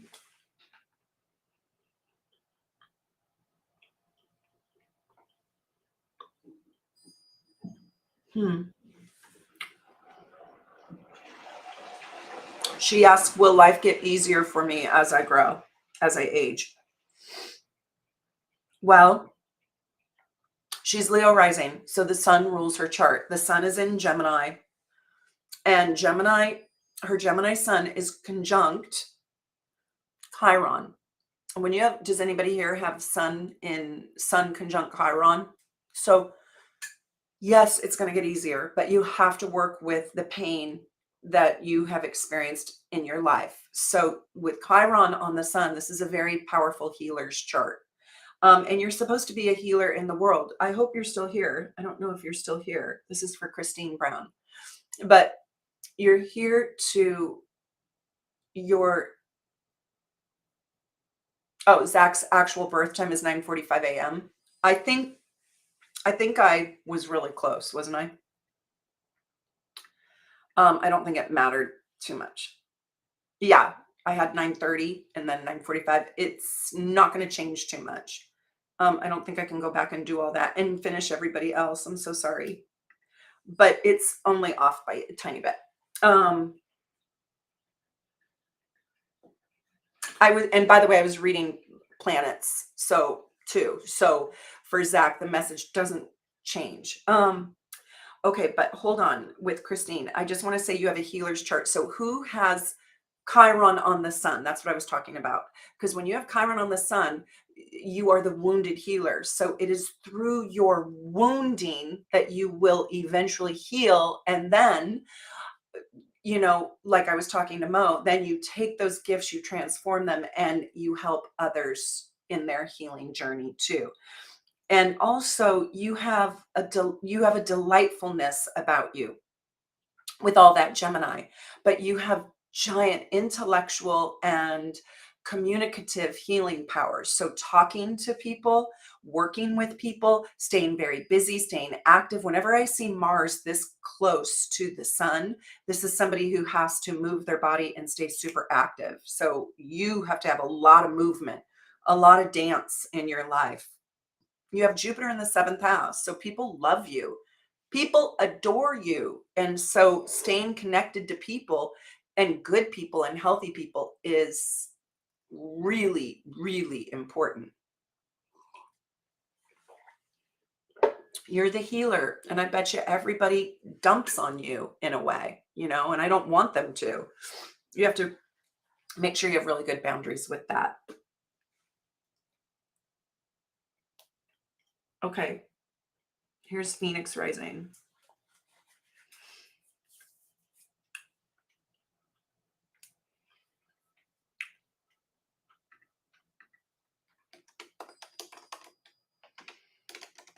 Oh, I don't have Phoenix rising's birth info. Okay. Uh-oh, who was I supposed to do next, Susie? Where's that little thing? I think it's up here, captions. No. Okay, I don't know who I'm supposed to do next. Okay, I'll just go down here. Oh, here's Phoenix rising. Okay, I don't know Phoenix rising's name. 12/31, Los Angeles. 12/31, what year? I don't have the year on that for Phoenix rising. Okay. There's no year. I'm so sorry. It just says 12/31. Oh, Phoenix rising is here. Can Phoenix rising tell me what year you were born? 12/31.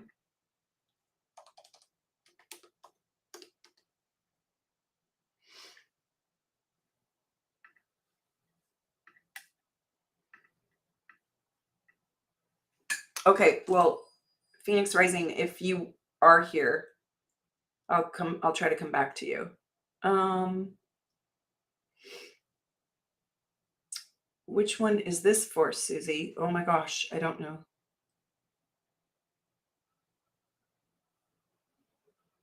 I don't know.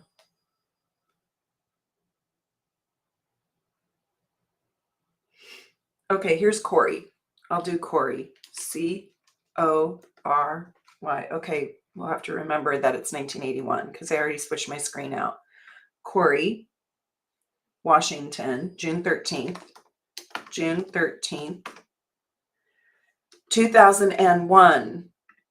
And 12:42 p.m. in Fort Hood, Texas. Are you a military? Are you somebody from the military? Oh, it's Jacqueline. Hi, Jacqueline, Phoenix rising. Okay, we'll try to remember that. But this is for Corey. Is Corey still here? Where's Corey? I know I saw Corey. Here he is. Wow, that's crazy. I'm in Daleville, Alabama. Okay. Okay, and then we have to stop after Aisha. I cannot go. I can't keep going. Oh my God, I'm gonna die. Oh, good. My parents were in the military. I'm here. Dun, dun, dun. Look at you. You are smart. Corey, June 13th, 2001. Oh my gosh. He has the sun conjunct Jupiter in Gemini at the tippy top of his chart. Born to be kind of famous, born to be a communicator out there in the world, a Pisces moon, and then Mars and Sag. God, this is like very similar chart to one I've read before, but with Jupiter and the sun, it makes you eternally young and eternally optimistic. And hold on, Susie, leave that up there just for a second. I'm going to take a picture just so I know who I have to get. And it leads you like so smart. It's probably really hard for you, Corey, to turn your mind off. What did you want to ask me? You wanted to know about your nodes, Corey? The North Node in Cancer in the 10th house, you're really here in your Virgo rising, you have a Pisces moon. So your Pisces moon is really going to help you with your North Node in Cancer, because it's going to sound funny because you're just so damn smart and you have so much Gemini in your chart that you're really here to learn about intimacy, growing a family, being in a family, not detaching from your emotions, really owning your emotions, not getting too overwhelmed by your emotions and not letting your mind overwhelm you, but you're really here to master the art of intimacy, master the art of partnership, master the art of love, unconditional love, non-judgmental love. I bet you anything you are one of the least judgmental human beings that you know. Is that true? Because you have Jupiter on the sun in Gemini in the 10th house. I mean, are you still here? It really is. And yes, my North Node in Cancer in the 10th house. Yeah. So I would just want to tell you, like, if you start to feel stuck, the outlet for you is that Pisces moon. And when you're coming from the Pisces moon, you're kind of doing the North Node in Cancer's work, but you're supposed to also do it publicly, like teach, or I don't know, become a public speaker in some way. You're probably a phenomenal communicator, and people probably feel really listened to, and they probably feel really liked by you when you're in your non-judgment. Um, and so I would think doing intimacy isn't going to be super easy, but it's not going to be painfully hard because you've got Jupiter on the sun and you do like people and you are curious. And I would also say that you're in your karmic contract with the South Node in the fourth house is there's a lot of forgiveness that needs to happen around your family. So forgiving your family and doing some family healing work and staying attached to family, and then you're going to reinvent the concept of family in some way, shape, or form. You're going to you're going to do your family in a little different way than how it was done for you. You're on the parent aspect. So you're on, how do I build a family and be really connected and do deep, intimate work and unconditional love and be a superstar in my career? Yeah, that's you. Okay. C cash. Okay. 719, another Cancer.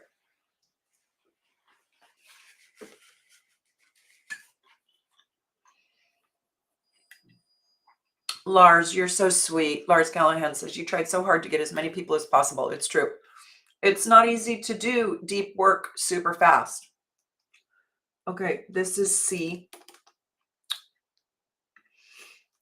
cash 0719 1984. And thanks for being with us today, you guys. It's super fun. And let me know if you guys like this and if you want me to do it again on another Sunday. I might invite Susie and Connie to look at charts too, but I really want to learn how to share my screen. I don't know why it didn't do it. If this was a share screen, oh my God, you guys would have learned so much more. I'm so sorry. 12:49 p.m. This is C cash. Oh, and that's Daleville, Alabama. Dun, dun, dun. Just the main thing from my chart. Thank you. Well, I would say the main thing is you have Pluto rising. So whenever somebody has a 29-degree Pluto rising, that's like a big freaking deal. So you come with a lot of power and a lot of punch. And you have got Saturn conjunct Mars in Scorpio in the first house. So there's some tragedy in this chart that you probably are healing. And you have this gorgeous Venus and Leo in the 10th house. I know you can heal the parts of your life that were really hard, but when you have Pluto rising, you come in with X-ray vision. You come in as a transformer. I don't know if you saw the movie. This is for C Cash. Is she still here? And with an Aries moon, I mean, you were born with a lot of toughness. You only have one planet in Cancer, and so you're not overly sensitive.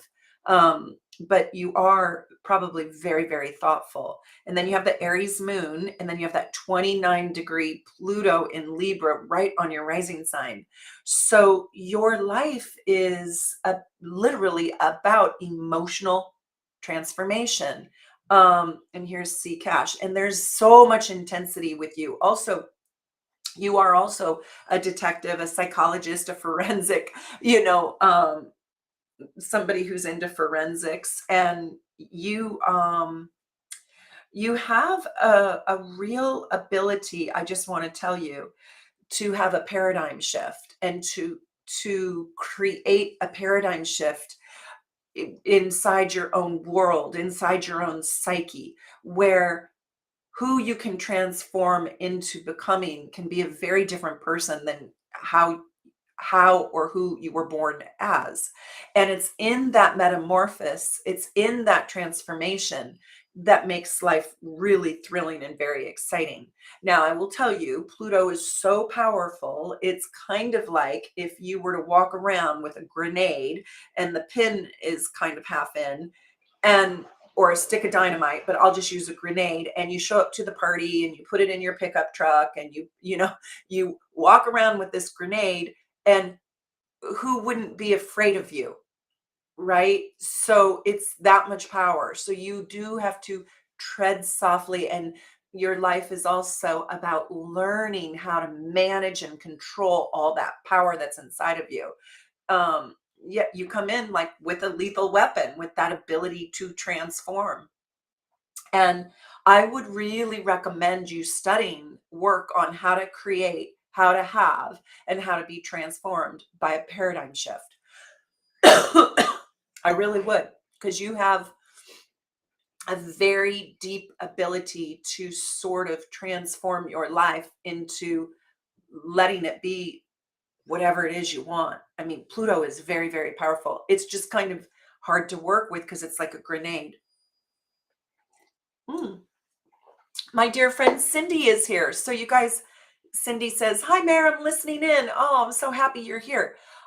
Cindy and I are going to our local astrology conference next weekend. It's called NORWAC. I don't know if any of you are going to be here in the Seattle area, but we're going to be there, and we're roommates. Yay! I love you, Cindy. And we just have a blast. We kind of party all night and study all day, but I'll be live tweeting. So if you guys are still here and you want to follow me at soul_navigation on Twitter, I'm going to be literally live tweeting all my little golden nuggets that are being taught to me. So we're going to just be in conference all day from 8 in the morning till 8 at night, learning all new things. And sometimes I get some incredible golden nuggets where I've either forgotten them, or it's a new twist on something, or it's a refresher. So come over and follow me on Twitter, and I will be live tweeting. Okay. You are so welcome, C Cash. You are so welcome. I wanted to know, I think, are you a woman or a man, C Cash? Not that it really matters. I was just curious. I was just curious what you do with all this power in your life. Here's Latanya. And then we have Aisha. Okay. Latanya. And happy Gemini season. Oh my gosh. All my Geminis. Here's another Virgo, 09, 07, 1972. And she's born at 7:09.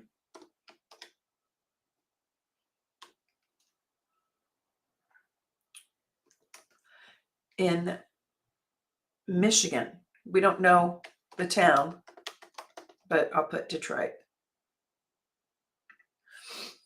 It's a small state. Time and place matter to the minute. But as I did in Zach's chart, sometimes in the Russian chart, where she was born at 3 p.m. I don't usually trust that. But because the rising sign was at 15 degrees and there's only 30 degrees per rising, I'm like, she probably is a Libra rising. But you guys remember the chart I did where it was 0 degrees Cancer? That, but she gave me an exact time. It was like 1:17. That one I believed, um, but I'll tell you, that if it's a 0 degree or a 29-degree, rising sign, I'm kind of skeptical. I check both signs to make sure. Okay, so this is Latanya, and she says relationships, marriage, and finance. Thanks. Yeah. Okay. Let me look at this. Um, well, you're a Pisces rising, so we got to go look at Jupiter in the 10th house in Sagittarius. That's glorious. So you have a big heart. And you're born on a new moon. That's kind of cool. And wow. You're born on a new moon, and you have Pluto and Uranus in your house of relationships. So I'm just going to tell you right now, I think career and work is a lot easier for you. Latanya, are you still here? Pisces rising. Yeah, Pisces rising. So you're Pisces rising, and you got to go look at Neptune and Jupiter to understand what your rising sign is doing. And Jupiter loves being in Sagittarius. It's like, oh, super fun. You have a little bit of a gypsy in you, just like a little sprinkling of a gypsy free spirit in you with that Jupiter and Sag ruling your whole chart. But you're very organized and you got all this Virgo in you. So I do want to say for you to stay in the free spirit of that Sag Pisces. Like, don't let the Virgo in you boss you around so much or be too critical. You have Venus and Leo in the 5th house. So you have a lot of love in your life, and you probably can attract a lot of lovers. You probably can attract a lot of relationships. People really like you. But you have Pluto opposing your rising sign. And so that's also very, very powerful. But you need somebody who is so deep and not superficial at all, like at all. Um, and then let me see something right here. And you need somebody really, really smart. This is super, super smart, like, because you have Mercury ruling your house of relationships. So you cannot be with somebody who's a dummy. Like, there's no dummy for you, and you need somebody who's very optimistic. I was going to tell you that um, I think in the fall, like September or October, is when your relationship house really lights up. So you might really step into a big partnership in the fall if you haven't already, or you level up your relationship. It's really, really cool. But with Jupiter in the 10th house, you're kind of born to be famous. So I'm wondering what you're doing to become famous. Okay, hold on. Okay, this is Aisha. And then IASHA, July 5th. Wow, I've had so many around this time. July 5th, 1999. I love that you guys all know your birth time. It's like a astrologer's worst nightmare when I meet somebody and they have no idea what time they were born. I wanted to talk about if you guys are watching the Johnny Depp trial. I'm obsessed with it, and I'm watching it, and I think it's very, very interesting. And Amber can only have 6 rising signs, and so I'm trying to figure out her rising sign. I think she might be Gemini rising. I'm not sure, but she can only have 6 rising signs. And the reason why is because we know her birthday, and I think that it changes. If it's not one of the 6, I think it changes to the next sun sign. I can't remember what it is, but I was looking at it and I've got it narrowed down to 6. Um, I had to see her on the stand before I could really figure it out. Ontario, Canada. Hold on. Here we go. I had to do Toronto. Sorry. Okay, so what is your question?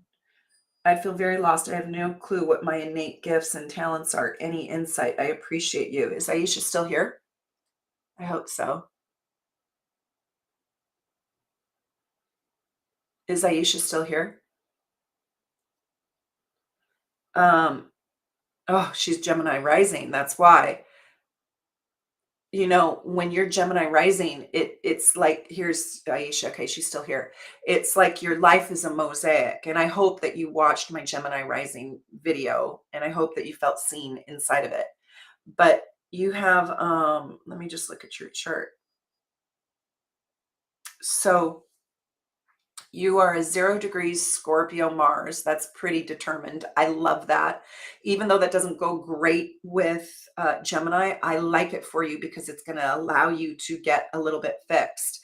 And you have your Mercury in Leo in the third house with the North Node. So there you go, right there.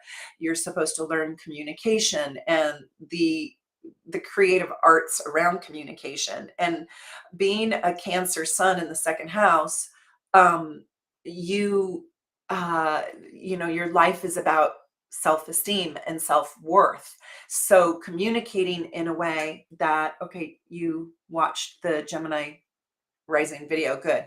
Learning the art of communication, learning how to talk creatively, learning how to think creatively, learning how to be creative is so important to you. It's so important to you, and to the happiness factor in your life.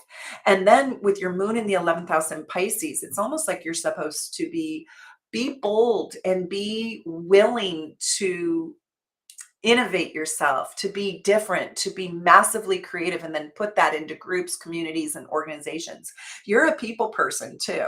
You've got all that Leo, you've got that Cancer in the second house, you have a Pisces moon, and you are a Gemini rising. I honestly would get a deeper reading at Soul Navigation if you're literally like, I don't know what career, I don't know what job. I just see so much massive talent in you, especially with Mars and Scorpio in the sixth house. Like, what do you want to do? You could do anything. You have a nurse's chart, you have a doctor's chart, you have a nutritionist chart, and you have a very bright mind and a very creative mind because Mercury is the ruler of your chart because you're Gemini rising, and Mercury is in the third house, which is Gemini's house. So it's so happy there.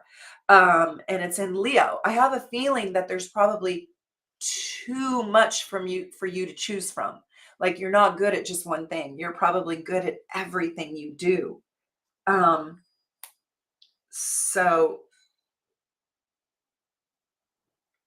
Oh, goodness gracious. I guess I skipped somebody. Okay, and then I probably have to end. I don't even see Tiffany on here. Oh my God, she said you skipped Tiffany. I can't find it. I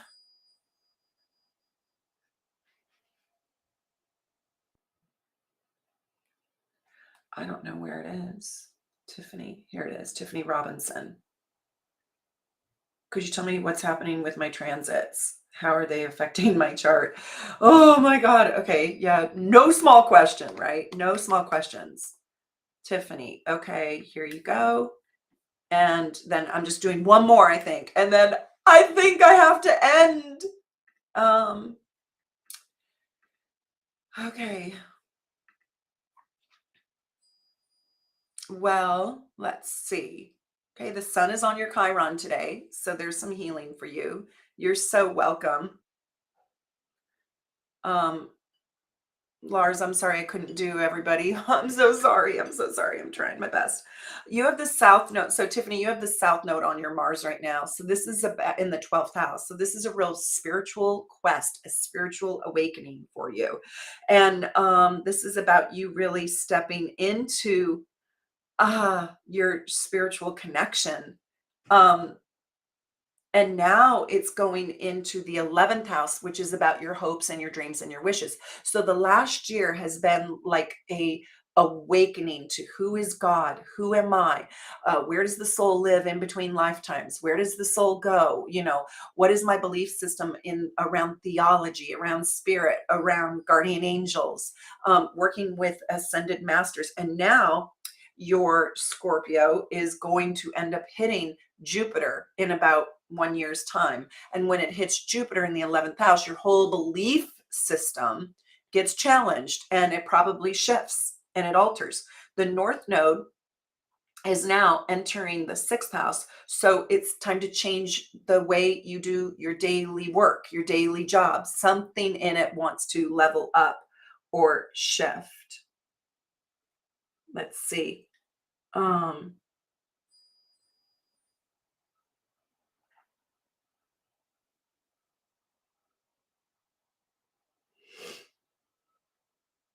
Okay. So I'm reading Susie's. I'm sorry, you guys, if I wasn't able to get to you. Don't be mad at me. I'm so sorry. I am so sorry. Armando. 2/3, 1984 at 1:40 p.m.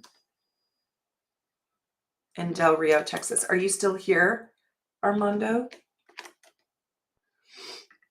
Oh, okay, good. Yes. Hi. It's nice to meet you. I see your chat. Okay, here you are. What did you ask me? I just having a hard time. I've been stuck with my life for a good while. I've been having a hard time. Let's look at you. 2/3. You're a fabulous Aquarius. How can it be so? And you're Gemini rising. Let me see you. Well, Pluto is getting off your mind, which is really good. Are you, Armando, I want to know, um, have you felt like the last couple of years has been a depression, an actual depression? Because sometimes Pluto sitting on your mind can be kind of dark, depressed. It can feel lonely. It can feel isolated. Um, and oh, I just am seeing the other chats. You know what? Because I started this live, the links aren't in the notes section below. Boo hiss. But you can find anything at soulnavigation.com. You can find the Learn Astrology button, so you can take my masterclass. You can find the shop tab, so you can go buy a ticket for my soulmates class on June 4th. You guys will learn so much. And you can also click book a reading to get a reading, and you can also join super supporters there. So I'm so sorry. Yeah, let's put this right here. I'll show this, and you guys can go here and you can get book a full. That's supposed to say book a full reading. Okay, so back to Armando. I wanted to know if he was feeling depressed. Yes, I'm trying to get out of it.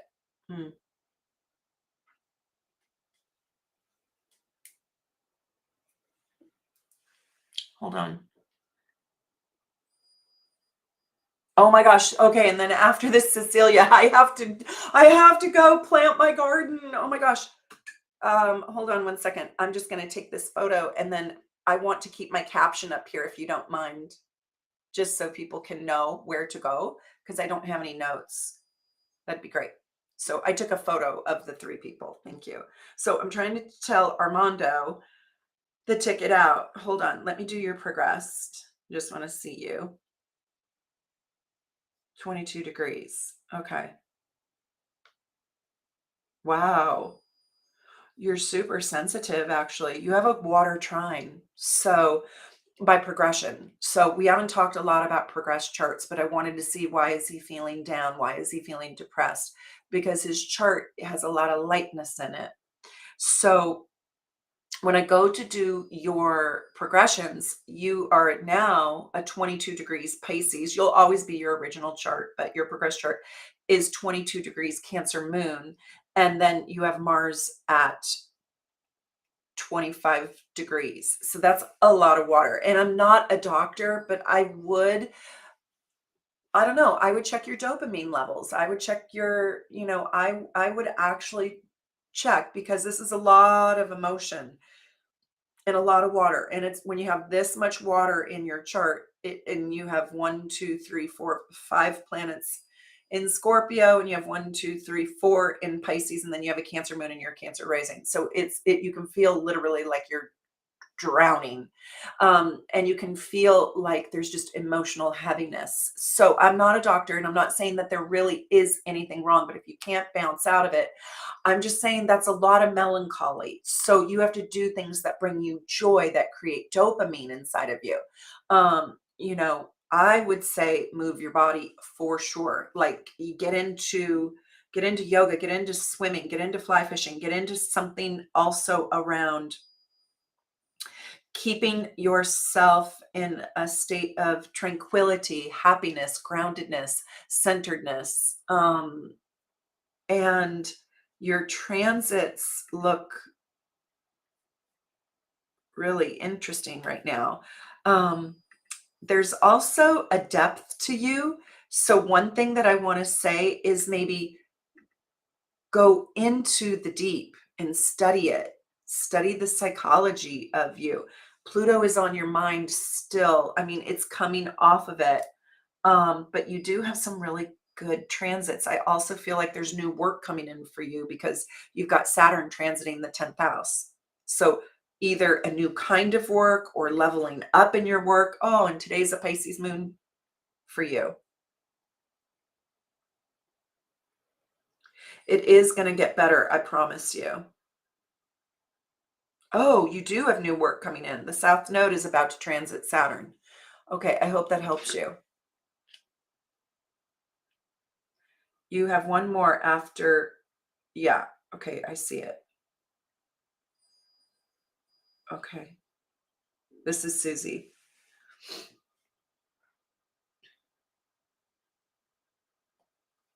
Hold on, I can't find Celia.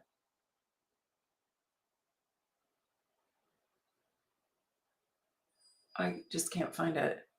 It's like not even 5 up. Where is Celia? Cecilia. Celia. I don't have it on here.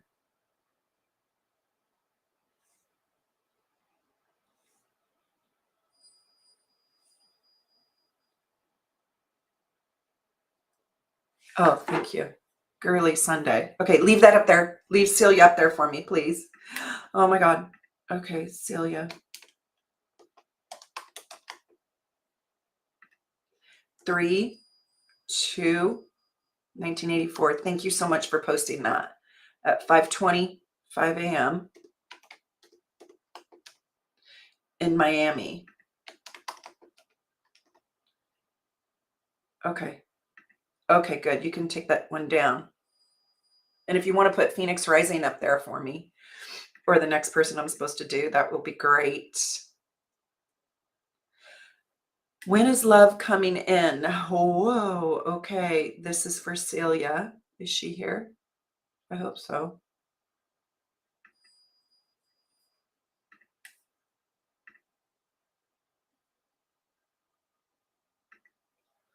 Okay.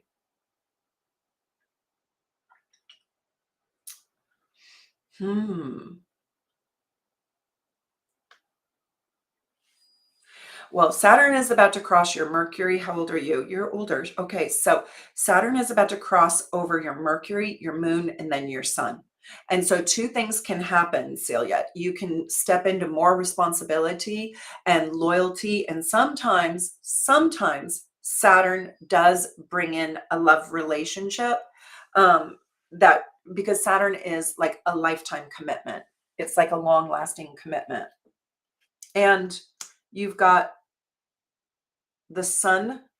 This looks really interesting. The sun between now and 11 days from now is on the North Node. So that can also bring in a person. Get ready to meet somebody who can level up your life. You can meet somebody who can really change your life. But because it's in the house of family, you could meet somebody like any time now, starting now over the course of the next 11 days. You could meet somebody who wants to make a family with you, create a union, live in a home together, because that's what it's transiting. So that looks really cool. And you have the North Node sitting on your Chiron. So healing your wounds is a piece of that, like believing and healing your wounds to attract that rightful partner. And I do think you are going to attract a partner that wants to build a life with you. Here is, okay, 1981, 12. This is Jacqueline, 12/31, 1981, 11:30 a.m. Los Angeles. This is my California stream. Jacqueline. December 31st. Yay, we got your right time. Armando says, thank you again. Oh, Virginia, you're so sweet. I hope you're coming to my soulmates class. Are you? She says, I have been watching starting from the very beginning. Oh my gosh, I've been sitting here. Can you believe it? Hold on. Here we go. And what did Jacqueline ask me? When is love coming in? What is coming towards me? Well, you have Pluto on your south node, I think. Oh my God. Let's look at that.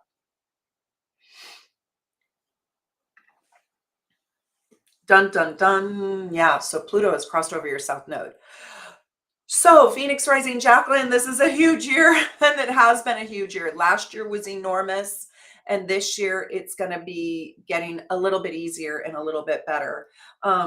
It looks like there's huge gargantuan shifts in your life because you're going to have Jupiter crossing your ascendant. So that could be weight gain, but it could also be your life and yourself just gets way bigger.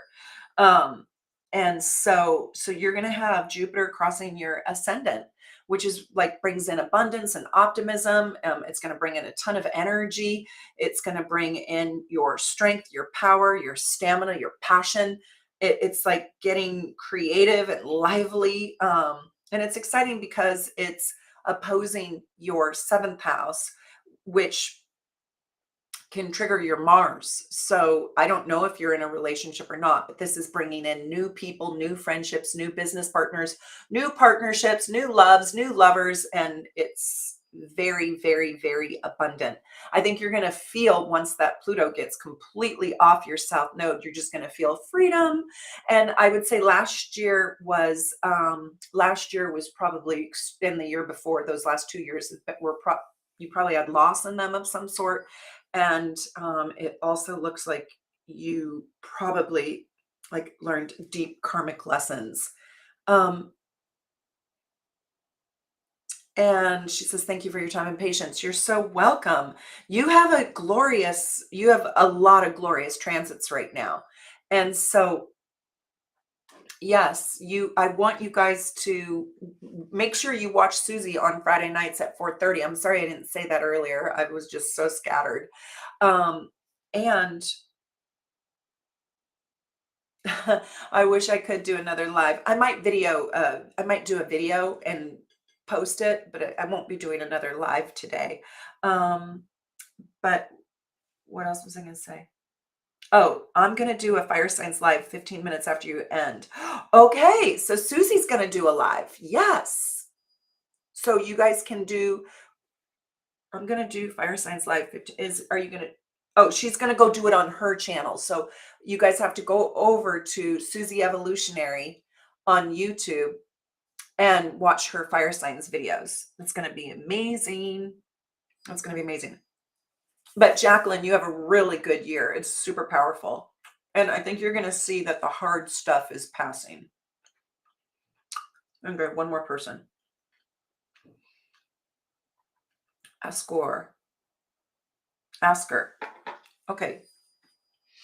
Hi, Asker. Asger.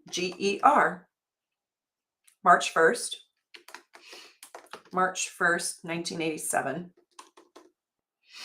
at 12:30 a.m. in Copenhagen. I want to go to Copenhagen. I've never been to Denmark. Makes me sad to say that. Are you still here?